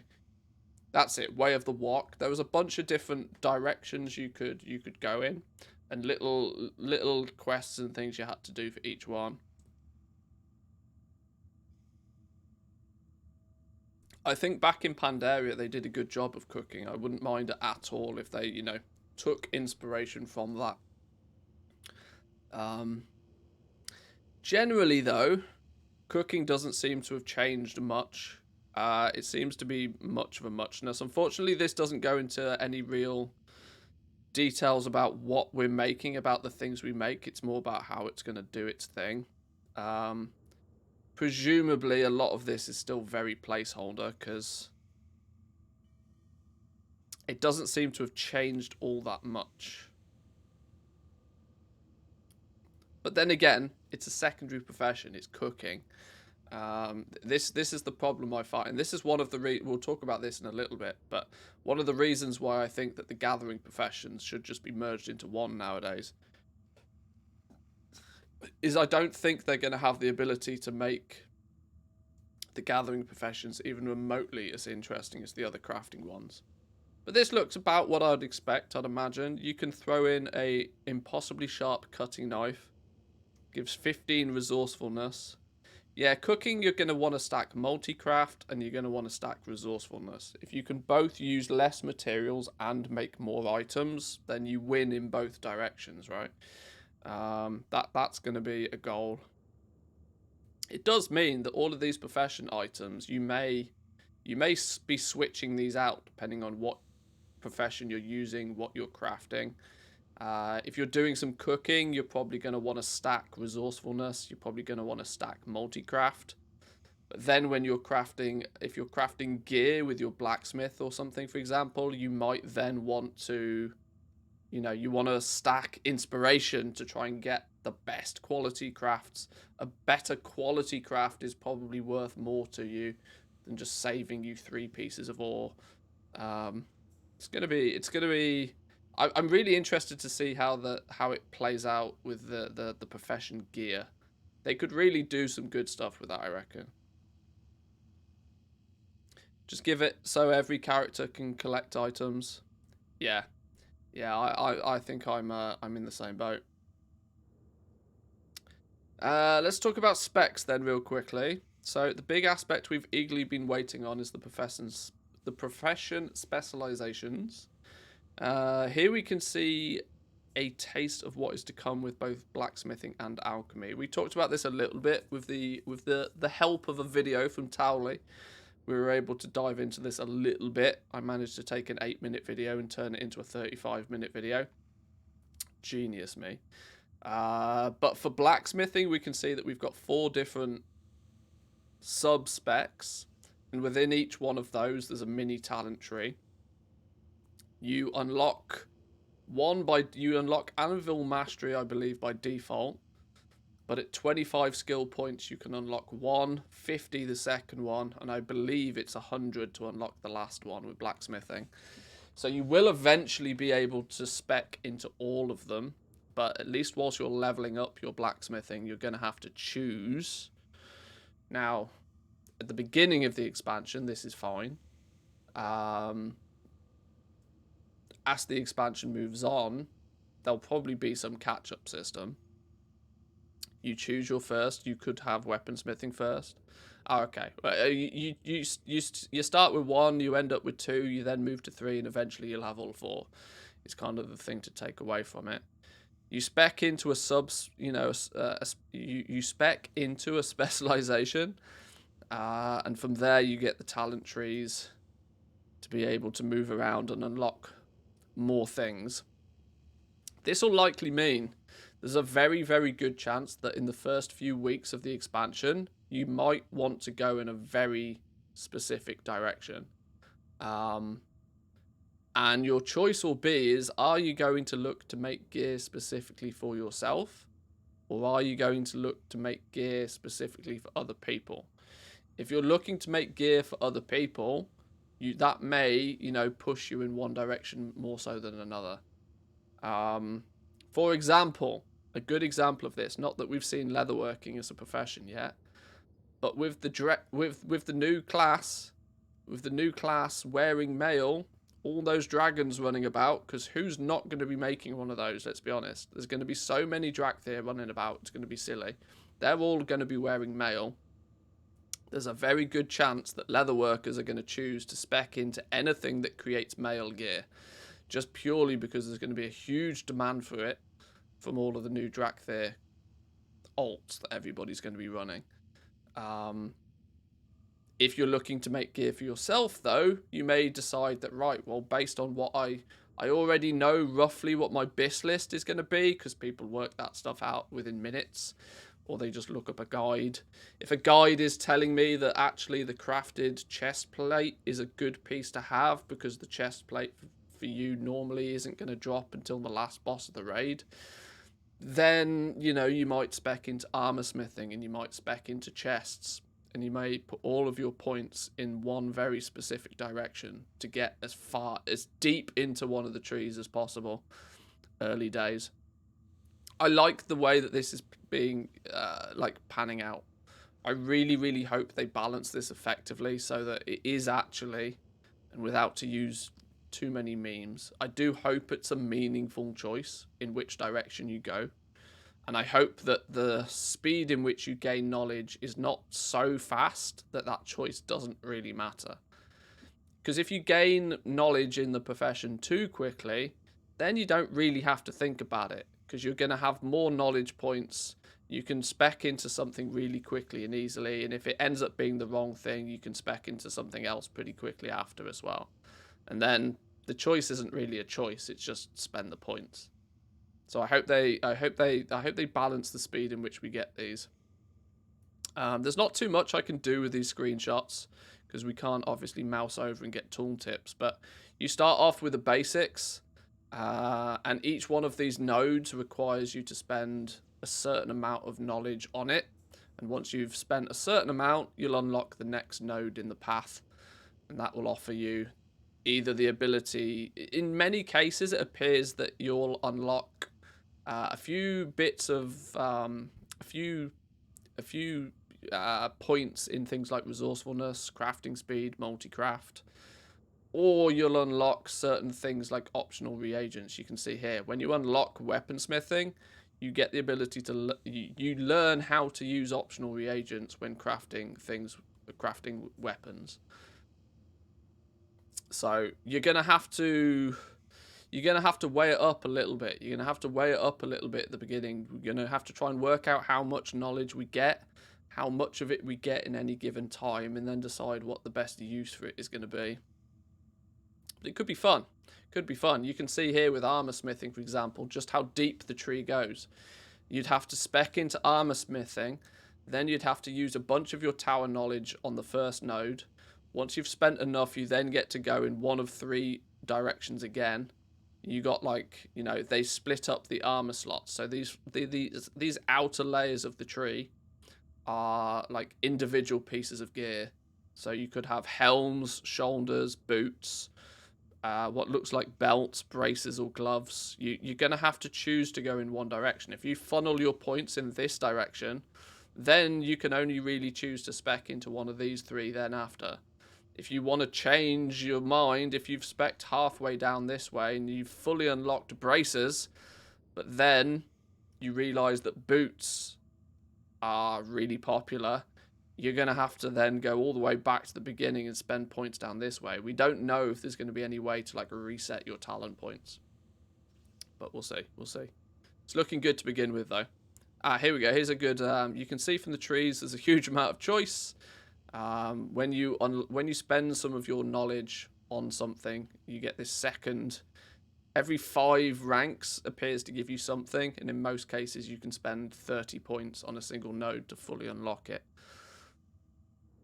Next major bonus is at rank 10, you can learn a sub-specialization of your choice. So actually, whilst you can dump 30 points into this first one, after spending 10, you can then choose to unlock one of these further down the tree. As you then select one specialization, you're limited to as and when you can unlock the next one, which might require a bit of thought in your path to mastery. The ability to specialize unlocks at skill 25, and the rate in which you gain knowledge points remains to be seen. Alchemy has a similar setup. You may see there's only 3 categories, 3 specializations for alchemy. There was 4 for blacksmithing. I think we might find that they're probably going to try and come up with like 3, maybe 4 for each profession, but then allow you, once you've selected one, to dive down deeper. I was of the opinion to begin with they might just put it all in one big tree, but it looks like they've tried to split it out a little bit to make it less daunting for people. If they put for example, if they put all of these in one big tree, it might get a little bit overwhelming for people. People are already going to have to deal with their talent trees. That might be enough for some.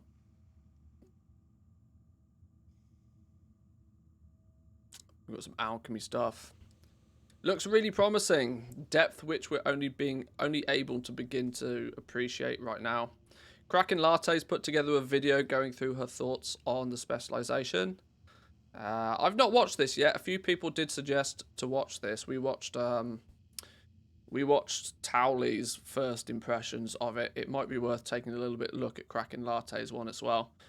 She's historically put quite a lot of focus on professions and stuff, so I would imagine her take on this is probably quite good. Make sure you check that video out if you haven't already.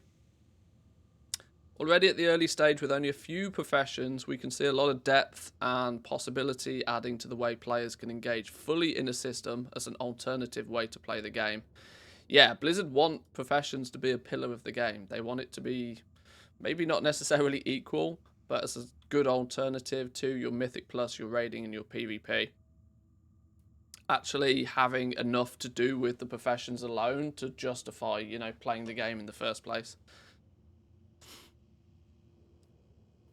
Kraken Latte didn't realise that there's an alpha-only book to provide skill ups.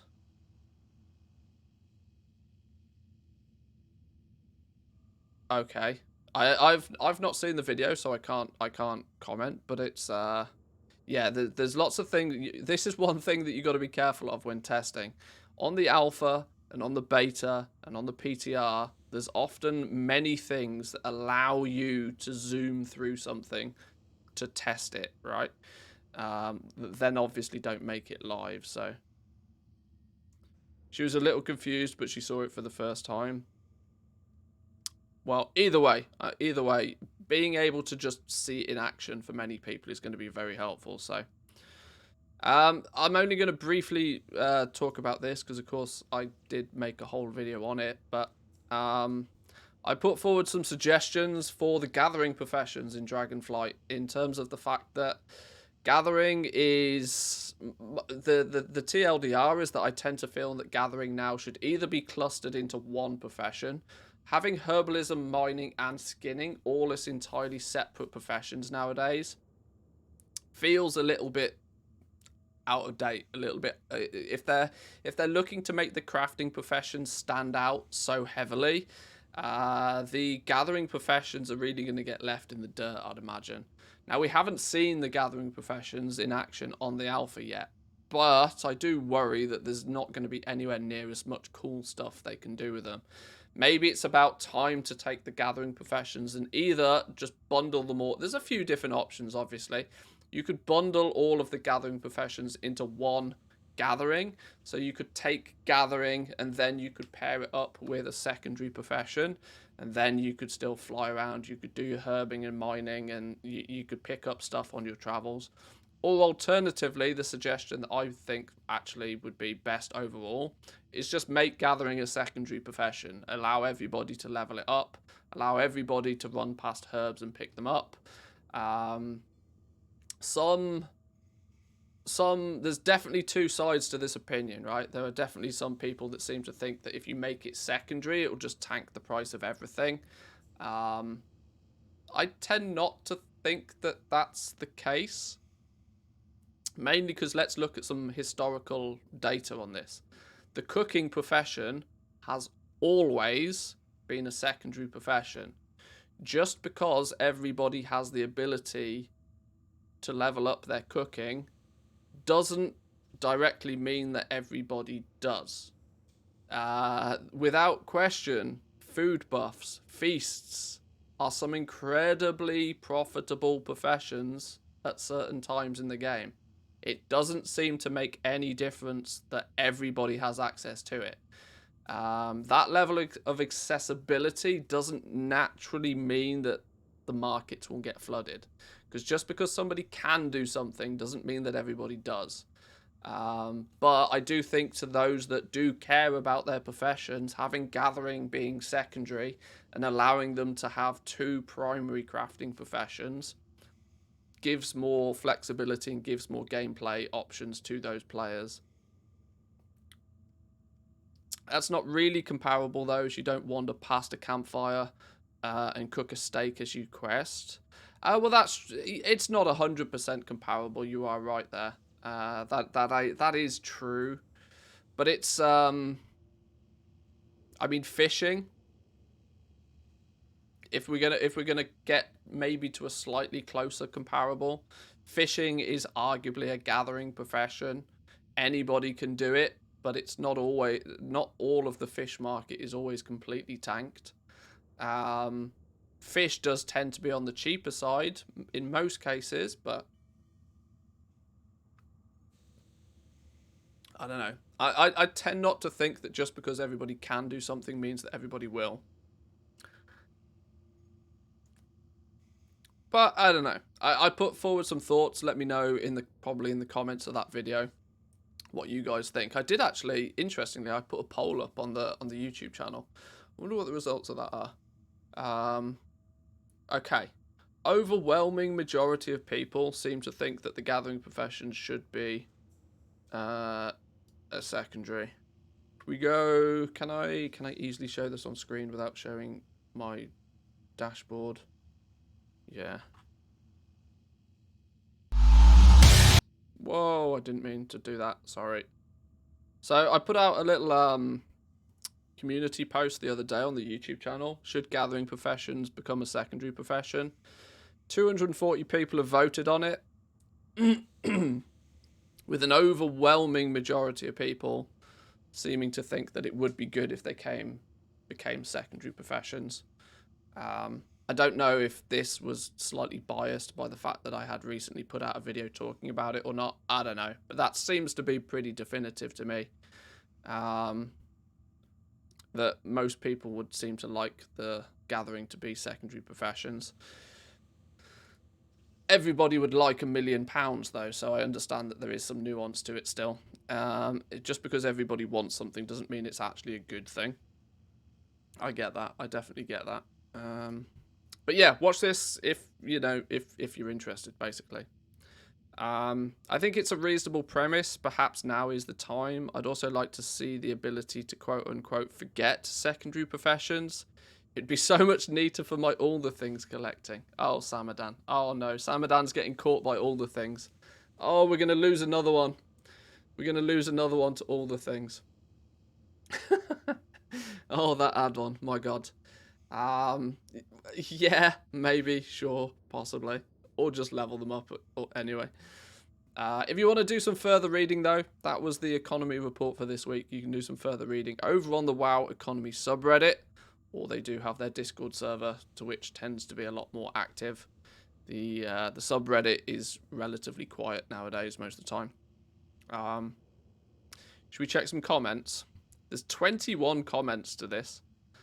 Ooh, that's a lot more comments than we usually get. Samadan's collecting the enchanting recipes using all the things. Yeah, that's a time investment that will... Yeah, people will spend a lot of time doing that. Right, what are these comments then? I wish you could choose gatherer for a profession, which would entail skinning as well as herbing and mining. Otherwise, I agree now is the time to make them secondary professions. Making gathering professions into secondary and available to every character is a terrible... See, this is the thing, right? It's two completely contrasting opinions. The prices for the materials, ore, skin, herb, would drop down to mere silvers, most likely due to the market being flooded in a biblical proportion. The region-wide auction house setup for those materials is already going to cut prices by 50%, most likely with 10.0.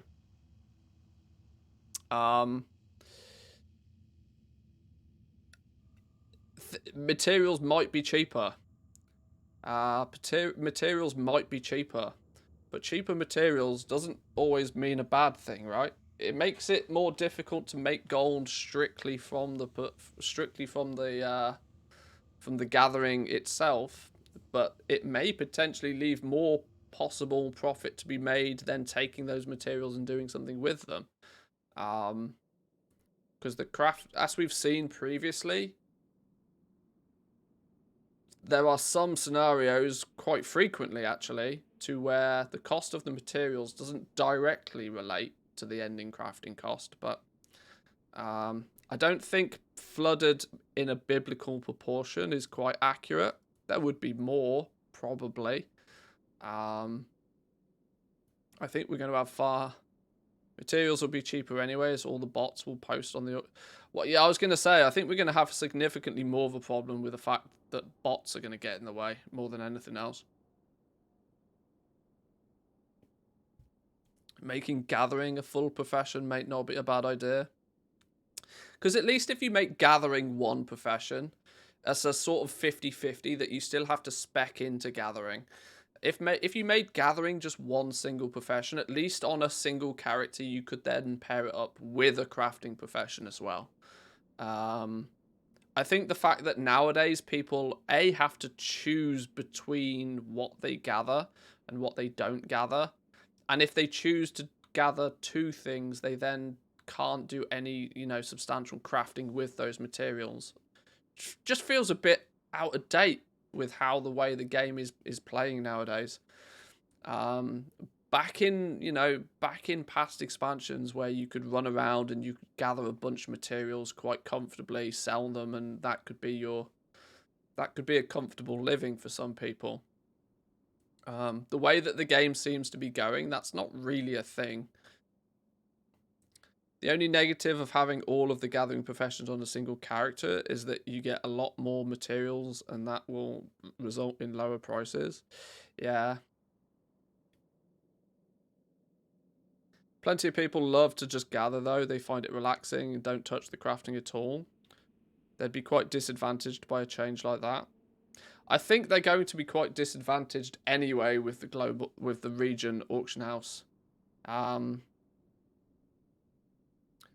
I think the regional auction house is going to cause chaos for a little while. I do tend to think it will cause chaos for a while. But it will hopefully they can bring the region-wide auction house in, and it can start to sort of balance itself out a little bit before Dragonflight launches.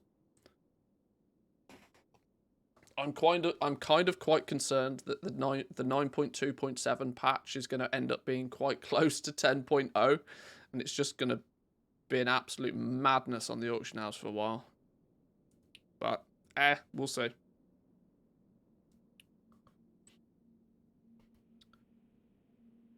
I would rather have cheaper professions than more expensive ones. See Shadowlands legendaries. Yeah, they're very yeah, even Blizzard are keen to not repeat Shadowlands legendaries. Not to mention make gathering a complete pain if everybody can now do it. How would it be any more of a pain just because somebody else can also do it? I'm not sure. I follow. As much as I'd love to have mining with my blacksmithing and enchanting, it would make material prices plunge for all gathered items. This seems to be the number one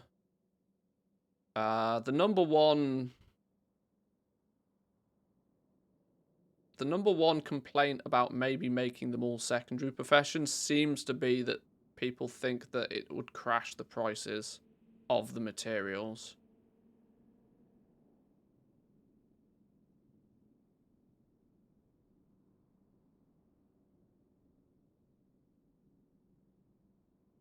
I think combining mining, herbalism, skinning into a single profession would be nice. It wouldn't make it as I wouldn't make it as a secondary profession. It should take one slot of the primaries, and then you could have the specializations you have. You've got 3 easy talent trees for each of them. That's a good point, actually. The way that they've got the different specializations for the crafting, you could have gathering as a primary profession. And then you could spec into mining, you could spec into herbalism, you could spec into skinning. It's not a bad idea. I don't know how the profession knowledge side of things would work, because historically gathering is one of those things you can just grind. You can just gather more stuff. You're rarely... And as you gather more stuff, you get better at gathering more stuff. I don't know. Maybe yeah. That's probably not the worst of ideas.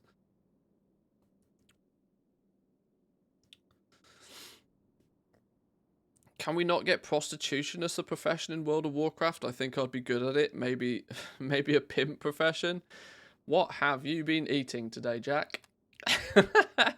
Do you think with all of the recent press that Blizzard has had, the media attention, I don't think that would swing. I think there might be some people who would object to that. I'm quite sure of it. Any PR is good PR? Maybe not in this case. 99% sure more people will return. Oh dear.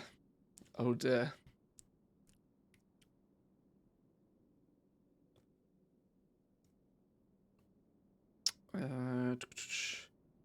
Yeah, we already had this back in Warlords of Draenor in the garrison, where every single toon had a herb garden and a mine, and the world did not end. I hadn't considered the garrisons, actually. That is probably as close to what we had. It was limited, though. This was the problem. This was the counter-argument to this counter-argument is quite clearly that the garrison was limited, right? You can get 10 herbs and you can get 7 pieces of ore every day. You can't just, run around and gather everything. But you are right that, the world didn't end. Although some claim it probably should have done. Instead of gathering... Wow, I'm amazed just how many of these comments are actually about the gathering scenario. Nobody seems to care about the specializations. Sorry, Samadan, I think I stole the show. I didn't mean to. Instead of gathering being secondary, what about engineering being secondary? That one is simply too useful and too many people take it as a must-have. That's a little bit more of a hot take, because engineering also... yeah, I think engineering needs to stay as a main profession. I think the problem with engineering is that they make it mandatory for Mythic Plus. The utility that's offered is too strong for Mythic Plus, which is probably why people consider it a must-have.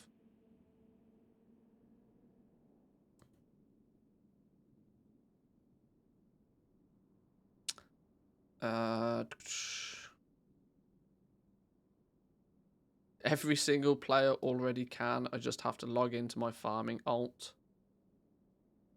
It's an opportunity thing, though, isn't it? It's you know, when you're running out in the open world. But let's be honest, how many people actually spend too much time in the open world? How many people are just camped in... How, you know, if you go to Oribos, 50% of the population is chilling in Oribos waiting for an instance pop. Whether it be a dungeon queue or an arena queue, or they're waiting for their, you know, they're hunting for a Mythic Plus group, or they're... I don't know. People are going to be dragon riding from World Quest to World Quest. A lot of those aren't going to be stopping to pick up herbs.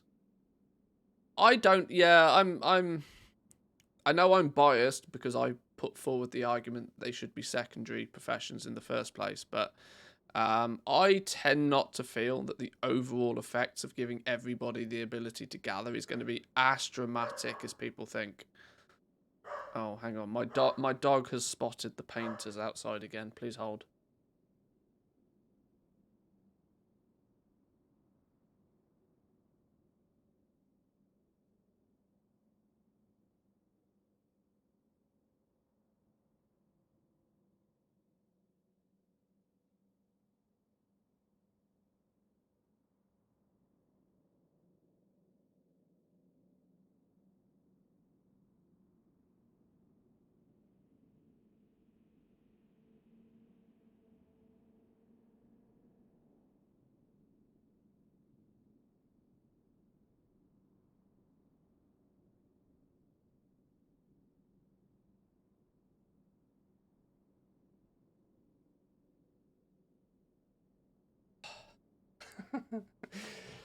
Yeah, the dog is not best impressed with people running around my back garden, putting up ladders and painting. I might need to take her for a walk, otherwise she might keep getting stressed. Where are we getting here then?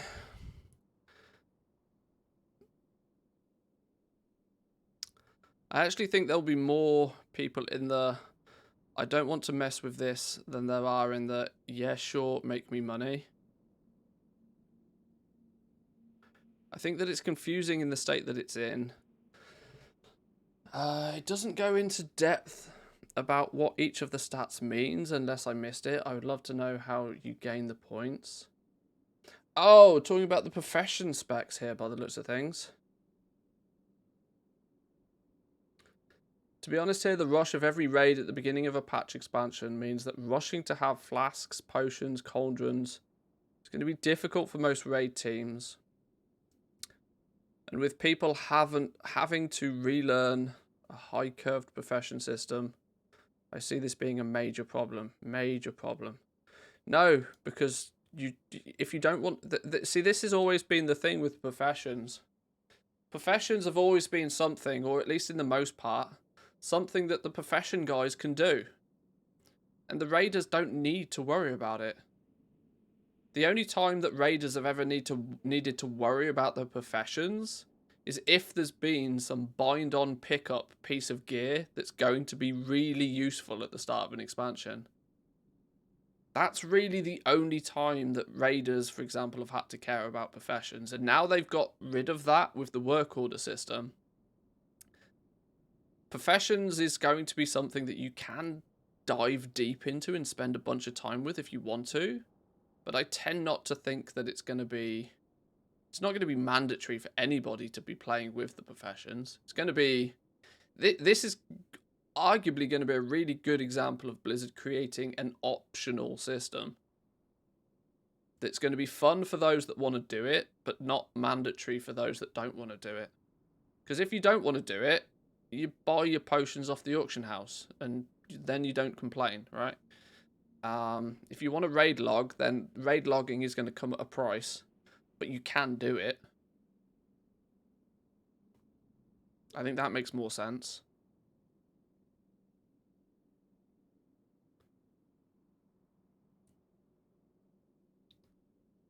I think the market will regulate itself. If there's too many gatherers and materials are too cheap, they'll stop gathering, thus increasing price, and so on until it balances out. Everybody should be able to gather for themselves if the auction house is too expensive. But, by the way, why can't they design nice ornamental interface and instead they create those ugly soulless ones? Ugly, ugly, ugly. The UI has quite clearly been stated that it's very much work in progress. Because, yeah, I agree, it's gross at the moment. Oh, my lord, an essay.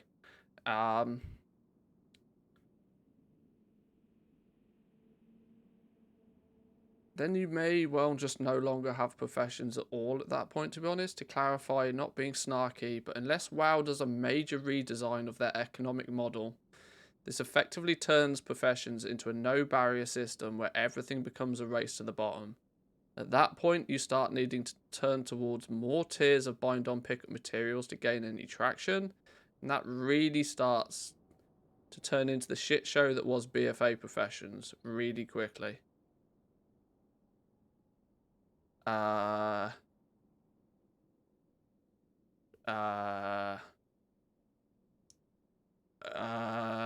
a big nope from me.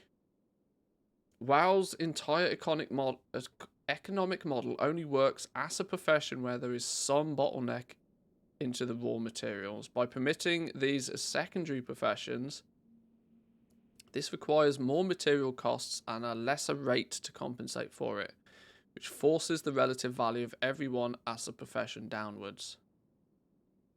The immediate economic ripple aside, WoW's gameplay is heavily driven on loot rate. If professions are tied to producing comparable items as endgame, in the case of Dragonflight they are, then this also impacts the longevity and the quality of the game in a rather negative way, in that too much availability takes away the carrot for the overwhelming majority of the player base. I think Blizzard need to do a much better job of removing the carrot in the first place. Blizzard is leaning way too heavily on a reward structure.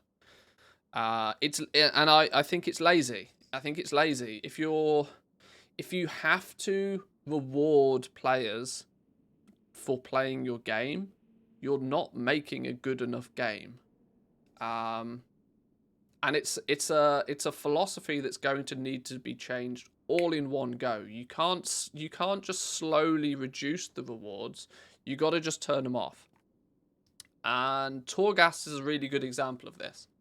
Torghast is a great example because they wanted everybody to engage with Torghast at the beginning of Shadowlands, right? So what did they do?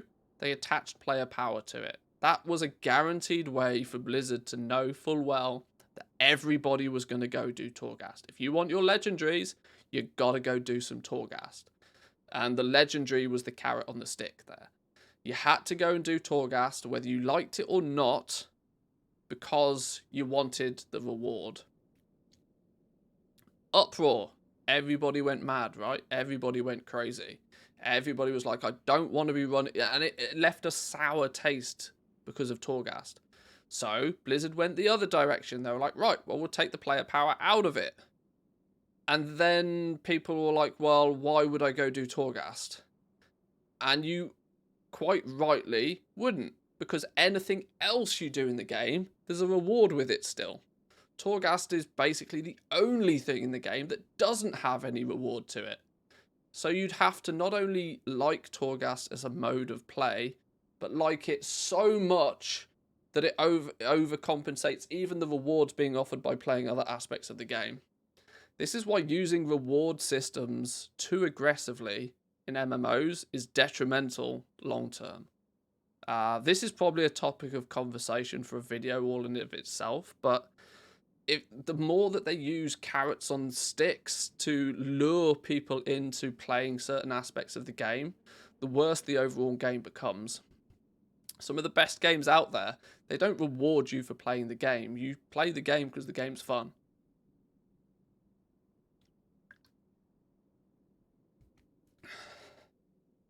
I started running Torghast more when there wasn't player power attached to it. I did it just because I wanted to do it, not because of the carrot on the stick. The Twisting Corridors is the best version of it. Yeah, it's the difficulty. Twisting Corridors is really fun because you just get to scale to ridiculous levels. You get to pew things. You just get to burn things down, and your character gets ridiculously overpowered. The problem is when people sit down to play World of Warcraft, they have two options. They can go and do the thing that offers them the shiny reward, or they can do the thing that's reasonably fun but doesn't offer any reward at all. Now, the problem is the thing that doesn't offer any reward at all is still dwarfed by the thing that offers the shiny reward. And all of the other things in the game that have some element of power increasing ability, long-term power increasing ability. You got to be careful, and this is why if you use reward structures too aggressively, too frequently, it's not good. It's not good. There has to be a carrot even if there's a little one. How many people are playing the Jewel Craft or the Plant vs. Zombie minigame? Just because it's fun or quirky doesn't mean people will engage with it. True. But if it was more prominently available, and I don't know, I guess it's just the way the gaming industry is going. And I guess it's my own personal opinion quite heavily on this, but nowadays, if I know that a game is going to try and reward me overly, like over aggressively, it doesn't appeal to me.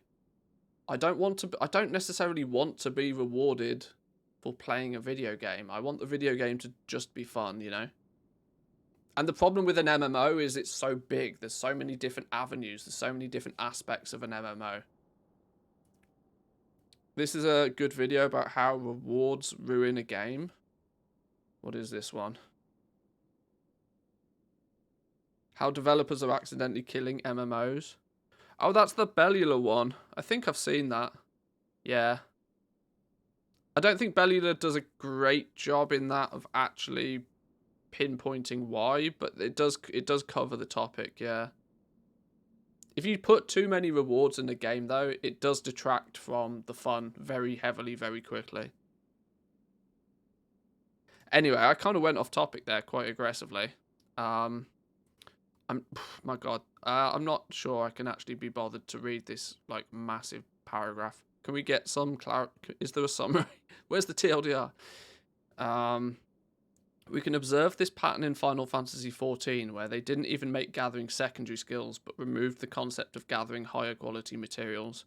The intent was to simplify the system and make it more accessible, and the result was that it effectively killed off crafting outside very, very small windows, and trivialized much of the draw of the endgame.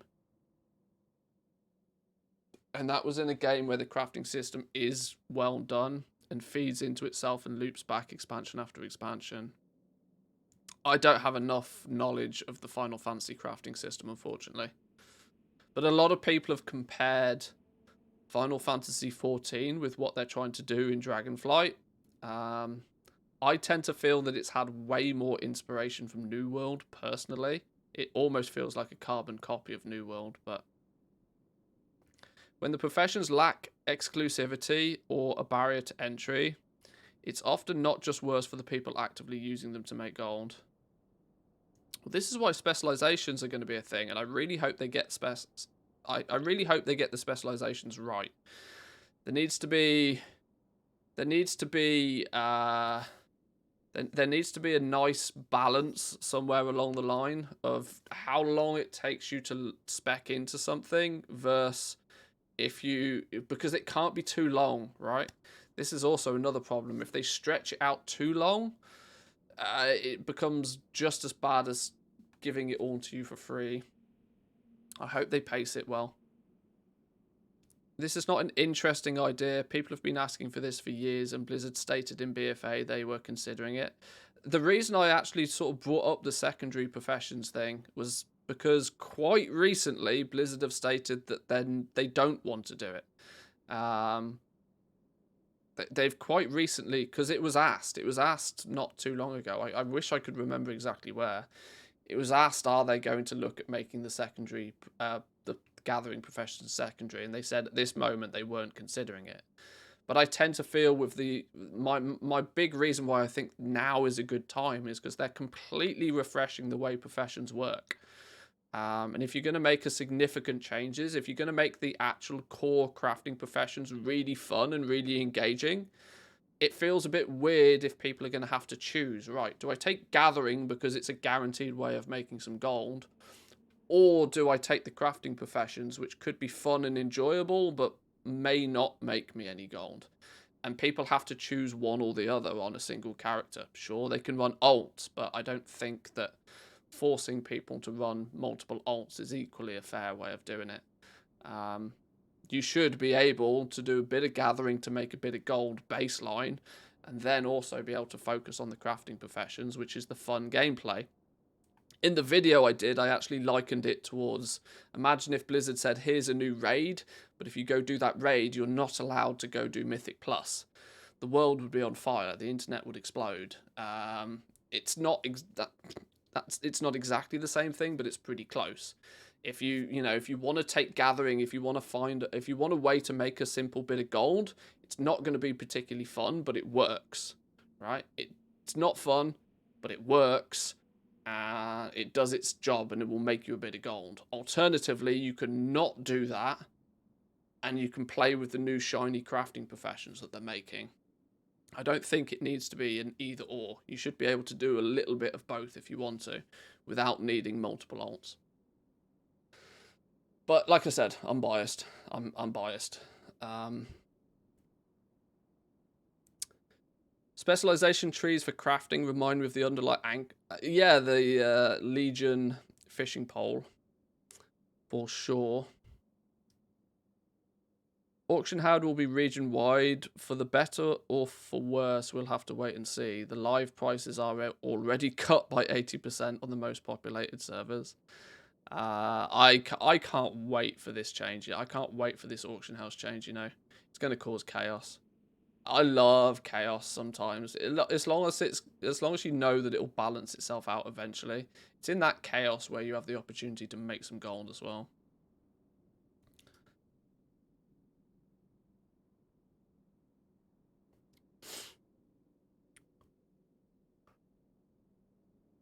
Imagine the competition if every single character on the server could herb and mine. Every single character is not farming like those druid farms, which compete on very much every auction house.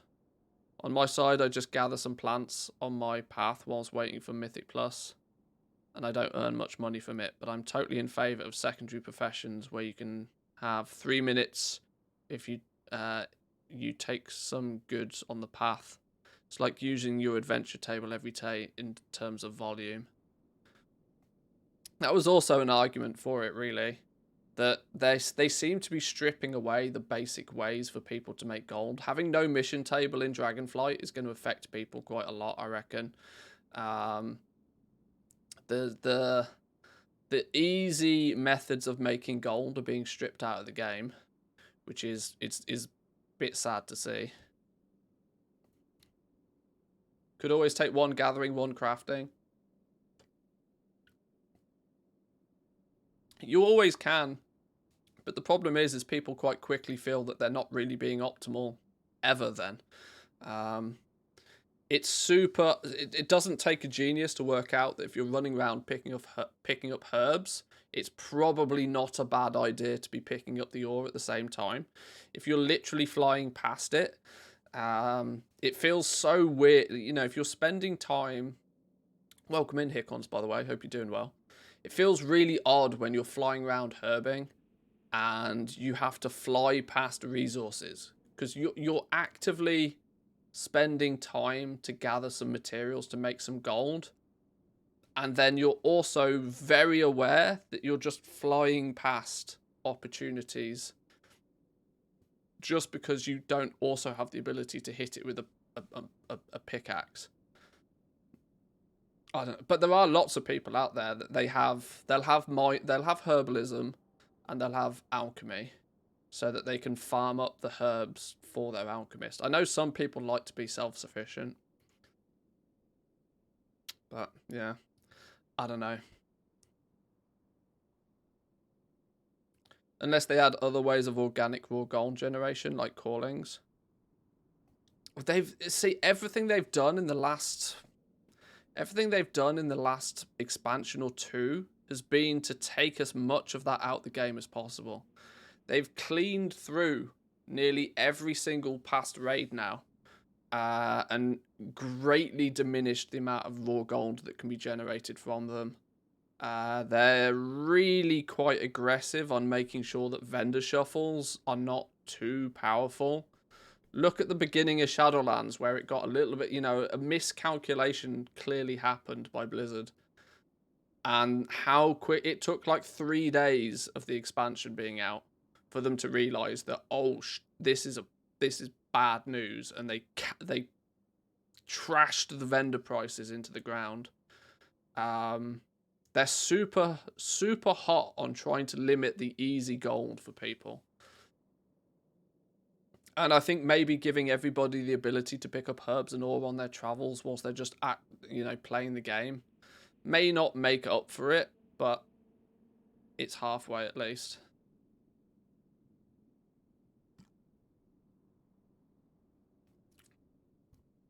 Anyway, what I wanted to do as well today, I've not got too much time left today. I have people here at the house painting the outside of the house, and I feel I need to maybe take my dog out for a walk because she's constantly stressed by the fact there's builders kicking about. But what I do want to do, there was a little Bellula video. Bellula has been talking about... Where's the link? Where's the link? Copy link. I'm intrigued on what Bellula's take is on the talents.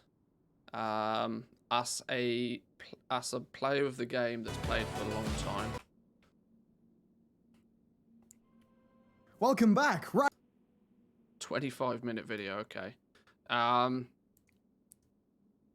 We've taken a little bit of a look at some people's first impressions of the talents and the specs. So I wanted to take a little bit of a look at this just to see how Bellula's opinion compares. There's a link to the video, so you guys can make sure to go give it a watch. Go give it a like. Show it some love. I suspect they'll increase the gold from callings or whatever the equivalent will be and general questing so that people who actually play actively don't complain about needing tokens to maintain their play. Yeah. I hope they do something to balance it, because everything that they appear to be doing is in detriment to just the ways of making simple gold. But Bellula is Manthus's brother he never had. Maybe don't say that in front of my brother. But yeah, I don't think so. I don't think so. Close, but no. Right, today you're going to understand the largest revamp that professions have ever seen in World of Warcraft's 18-year lifespan. From a top-level view to the specific gameplay, to Blizzard's response to what's probably the thing that's got most people worried about this system. And that, of course, is memories of the situation that arose around Shadowlands legendaries and how crazy, absurdly expensive they were. Okay, top-level view, let's go. At its core, Dragonflight adds in crafting stats, more quality levels to materials and reagents, as well as a number of other features that have deepened the experience, such as finishing reagents, profession gear, and even talent specializations for your professions.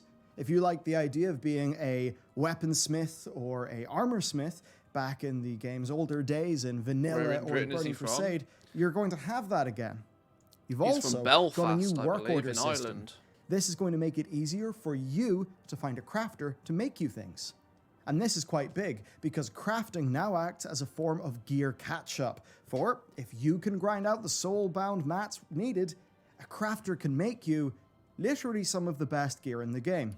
Blizzard's intent, in fact, is that this can be the main thing that you do in World of Warcraft. So just like someone likes to raid, someone likes to do Mythic Plus, you can be a crafter. Now, the most recent build of the alpha actually added so much more in, so I thought, why not just hop in? I tend to find it quite interesting as well. Like, looking at some of the comments and stuff that has been on these, it's interesting to see that the most people who play the game don't even realize that there are people out there that focus on just like the crafting and the goal making side.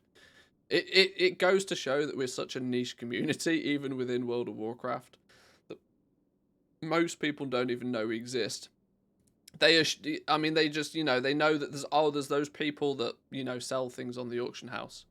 But they don't realize that there's actually more content to be had in the professions than there is any of the end game modes right now. If you actually try and get access to all of the professions, if you try and gain access to all of the recipes, if you try and craft a whole bunch of stuff, do all of the there's actually technically far more content in the game regarding professions, I reckon, at this point.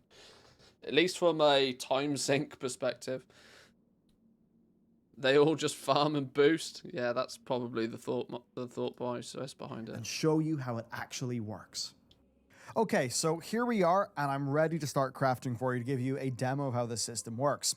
So the specialization system opens up at level 25. You can see I can't currently access it. However, I have got myself a whole bunch of materials from the vendor. And with that, I can show you how the difficulty system works.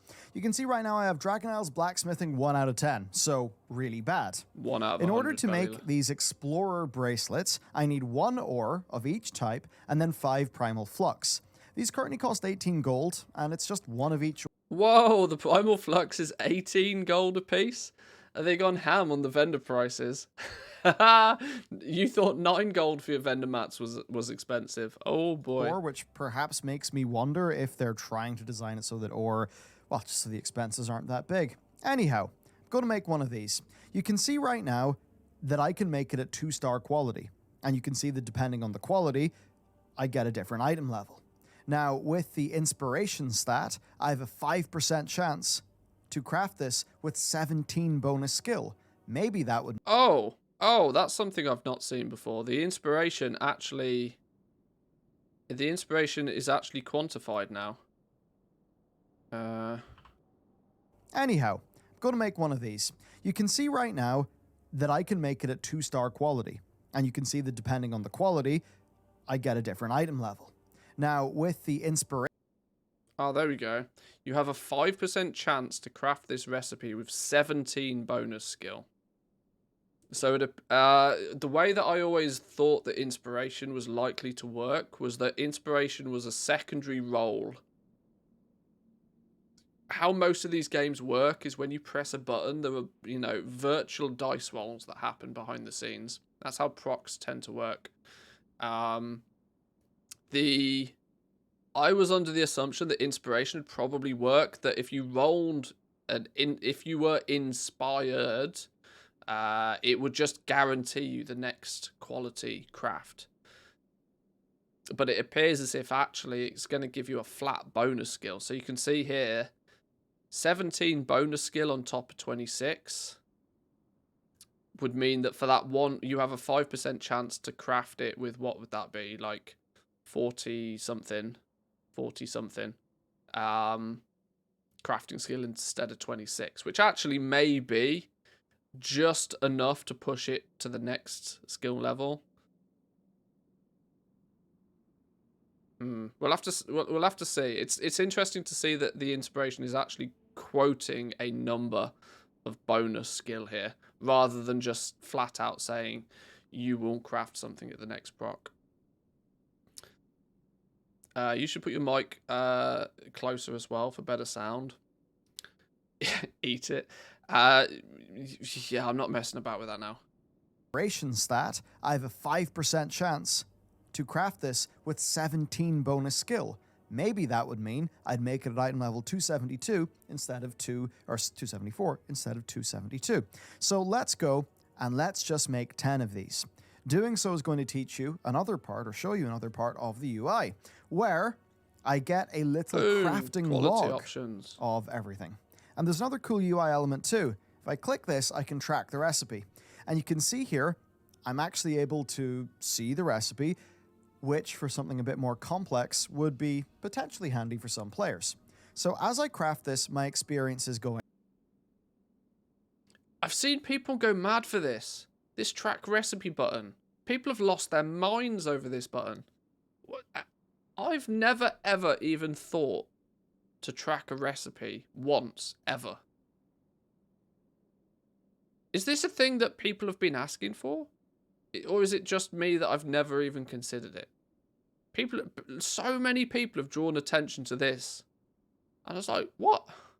Why would I want to track a single recipe? I suppose if you can track it, then go to the auction house, and I suppose you've got a mini... I don't know.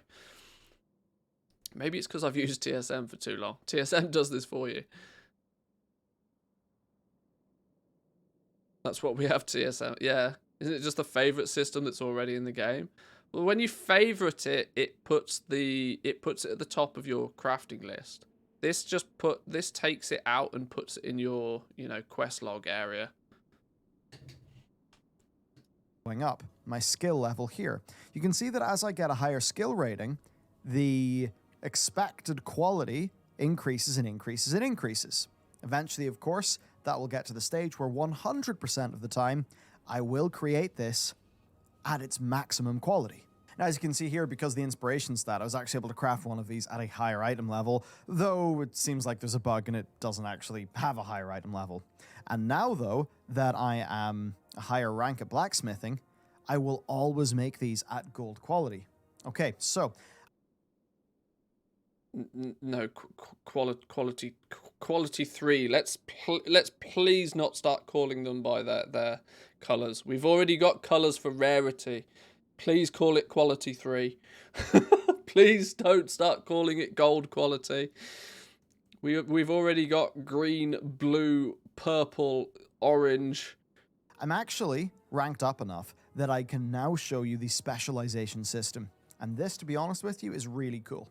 So you can see here, I have armor smithing, weapon smithing, speciality smithing, and then anvil mastery. Okay, so speciality is for making non-material goods like tools and alloys. Those are basically just component parts and then tools, which are useful for other crafters. Weapon smithing and armor smithing, of course, self-explanatory. You don't like blue gold and the anvil items? then allows you to use blue? your resources gold? more economically and also just improve all that stupid of your dress crafts. all over So again. the first one here, it's got 30 ranks. Improve the art of blacksmithing, gaining crafting skill per point in this specialization. Now, Blizzard have actually been pretty cool, and they've given me a little book that I can use to just generate this crafting knowledge resource. So I can just keep on going. You can see that I'm powering it up. I'm going through the quadrants of this circle, right? And now it is complete. So I'm going to be significantly better when I apply these changes. And that means that for that sword I was crafting earlier, now I'm actually crafting it at diamond quality, right? The second highest level of rarity. Of course, I probably wouldn't normally be dumping so many points into that thing just so quickly. Now after that, we've got Spartan Smithing, which allows me to, basically it gives me a secondary stat called Resourcefulness, which actually saves 5% of additional reagents when crafting blacksmithing goods. So that's pretty sweet. And then this one gives me more inspiration, with inspiration basically being the equivalent of a critical strike. If I was to then...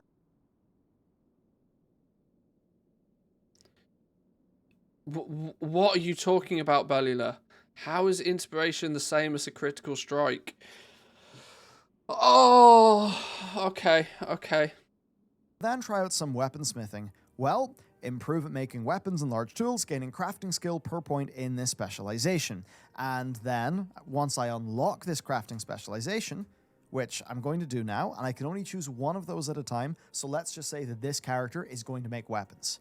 I'm now in here. So I can spend a whole bunch of these points to get better at weaponsmithing, but I'll go to the vendor and get a whole bunch more. So as I level this up, you can see in the next little sort of marker that I hit, I'll be able to get 5 extra inspiration, so that will give me some crafting crits. And then the final one lets me use optional reagents, which of course I can use to make things significantly more powerful. From this point then, I can either go into blades or I can go into hafted. Let's just go into blades for now.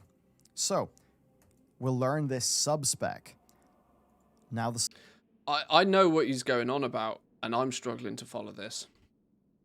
I hope it's not me, but he is blasting through this. Considering he's trying to explain a new system, he is blasting. He needs to slow down. I know what I genuinely... Eliath, how did you know? How did you know? Manthe rant starting in 3, 2, 1. He's firing through this way too fast. I know what the hell he's talking about, and I'm struggling to keep up. Sub-spec is learned. So this is the amount of depth we're putting into this. So let's just add a whole bunch in. Now, what are we going to get? This is the problem. Oh, let's just throw a bunch in. Let's just do this, then do some of that, then do some of this. There's no organization here. Like, people don't learn by you just randomly mashing buttons until something happens. Okay. I was going to watch this video, but I actually don't think I can. I don't think it... please tell me if I'm wrong here. Is this actually helpful to anybody? I don't think this is how I for the most part know what's going on here, and I can't track this. Randomly mashing buttons and not explaining what. Okay, yeah. Sorry, can't be doing that. Sorry, Belly, I love you, but no, not today. That doesn't work. Goddamn Blizzard, I need the alpha. Give me the goddamn alpha. Take the like away. Well, that's just mean. That's not necessarily. Flyby overview, not a detailed guide. It's I know it's not being advertised as a guide. Sure, it's not being advertised as a guide, but the point is he's just blasting through things, and it's not actually beneficial to anybody. Right, let's go back to selling some pets for a bit. I've not got very long left to stream still today. I might call it there actually though, boys and girls. I need to be a real human being for a little bit today. I should probably take my dog out for an extended walk because she's getting stressed because there's people painting the house. So I might leave it there for today, boys and girls. Tomorrow is a Tuesday. On a Tuesday, we tend to... what do we... Well, there's probably not too much of a plan tomorrow. I'm really tempted. Very, very, very tempted. Well, tomorrow, there's a possibility of a new alpha wave. So we'll see what... We'll leave it open. But I'm really tempted to start playing Satisfactory. Can't lie. It's in my stream library. I'm very, very tempted to play it for a little bit tomorrow, but I'll leave it open. I'll leave it open. It's greatly frustrating me seeing this alpha content and not being able to test it myself, if I'm going to be honest. But give the puppy a hug from us. I will do. I will do. I will make sure she's well looked after. Thank you all for joining today. Make sure before you leave, if you haven't already, you've hit that follow button. We'll be back tomorrow. You can come say hi over on the Discord. In the meantime, but I'm going to love you and leave you, boys and girls. Enjoy the rest of your day. I'll catch you all tomorrow. Peace.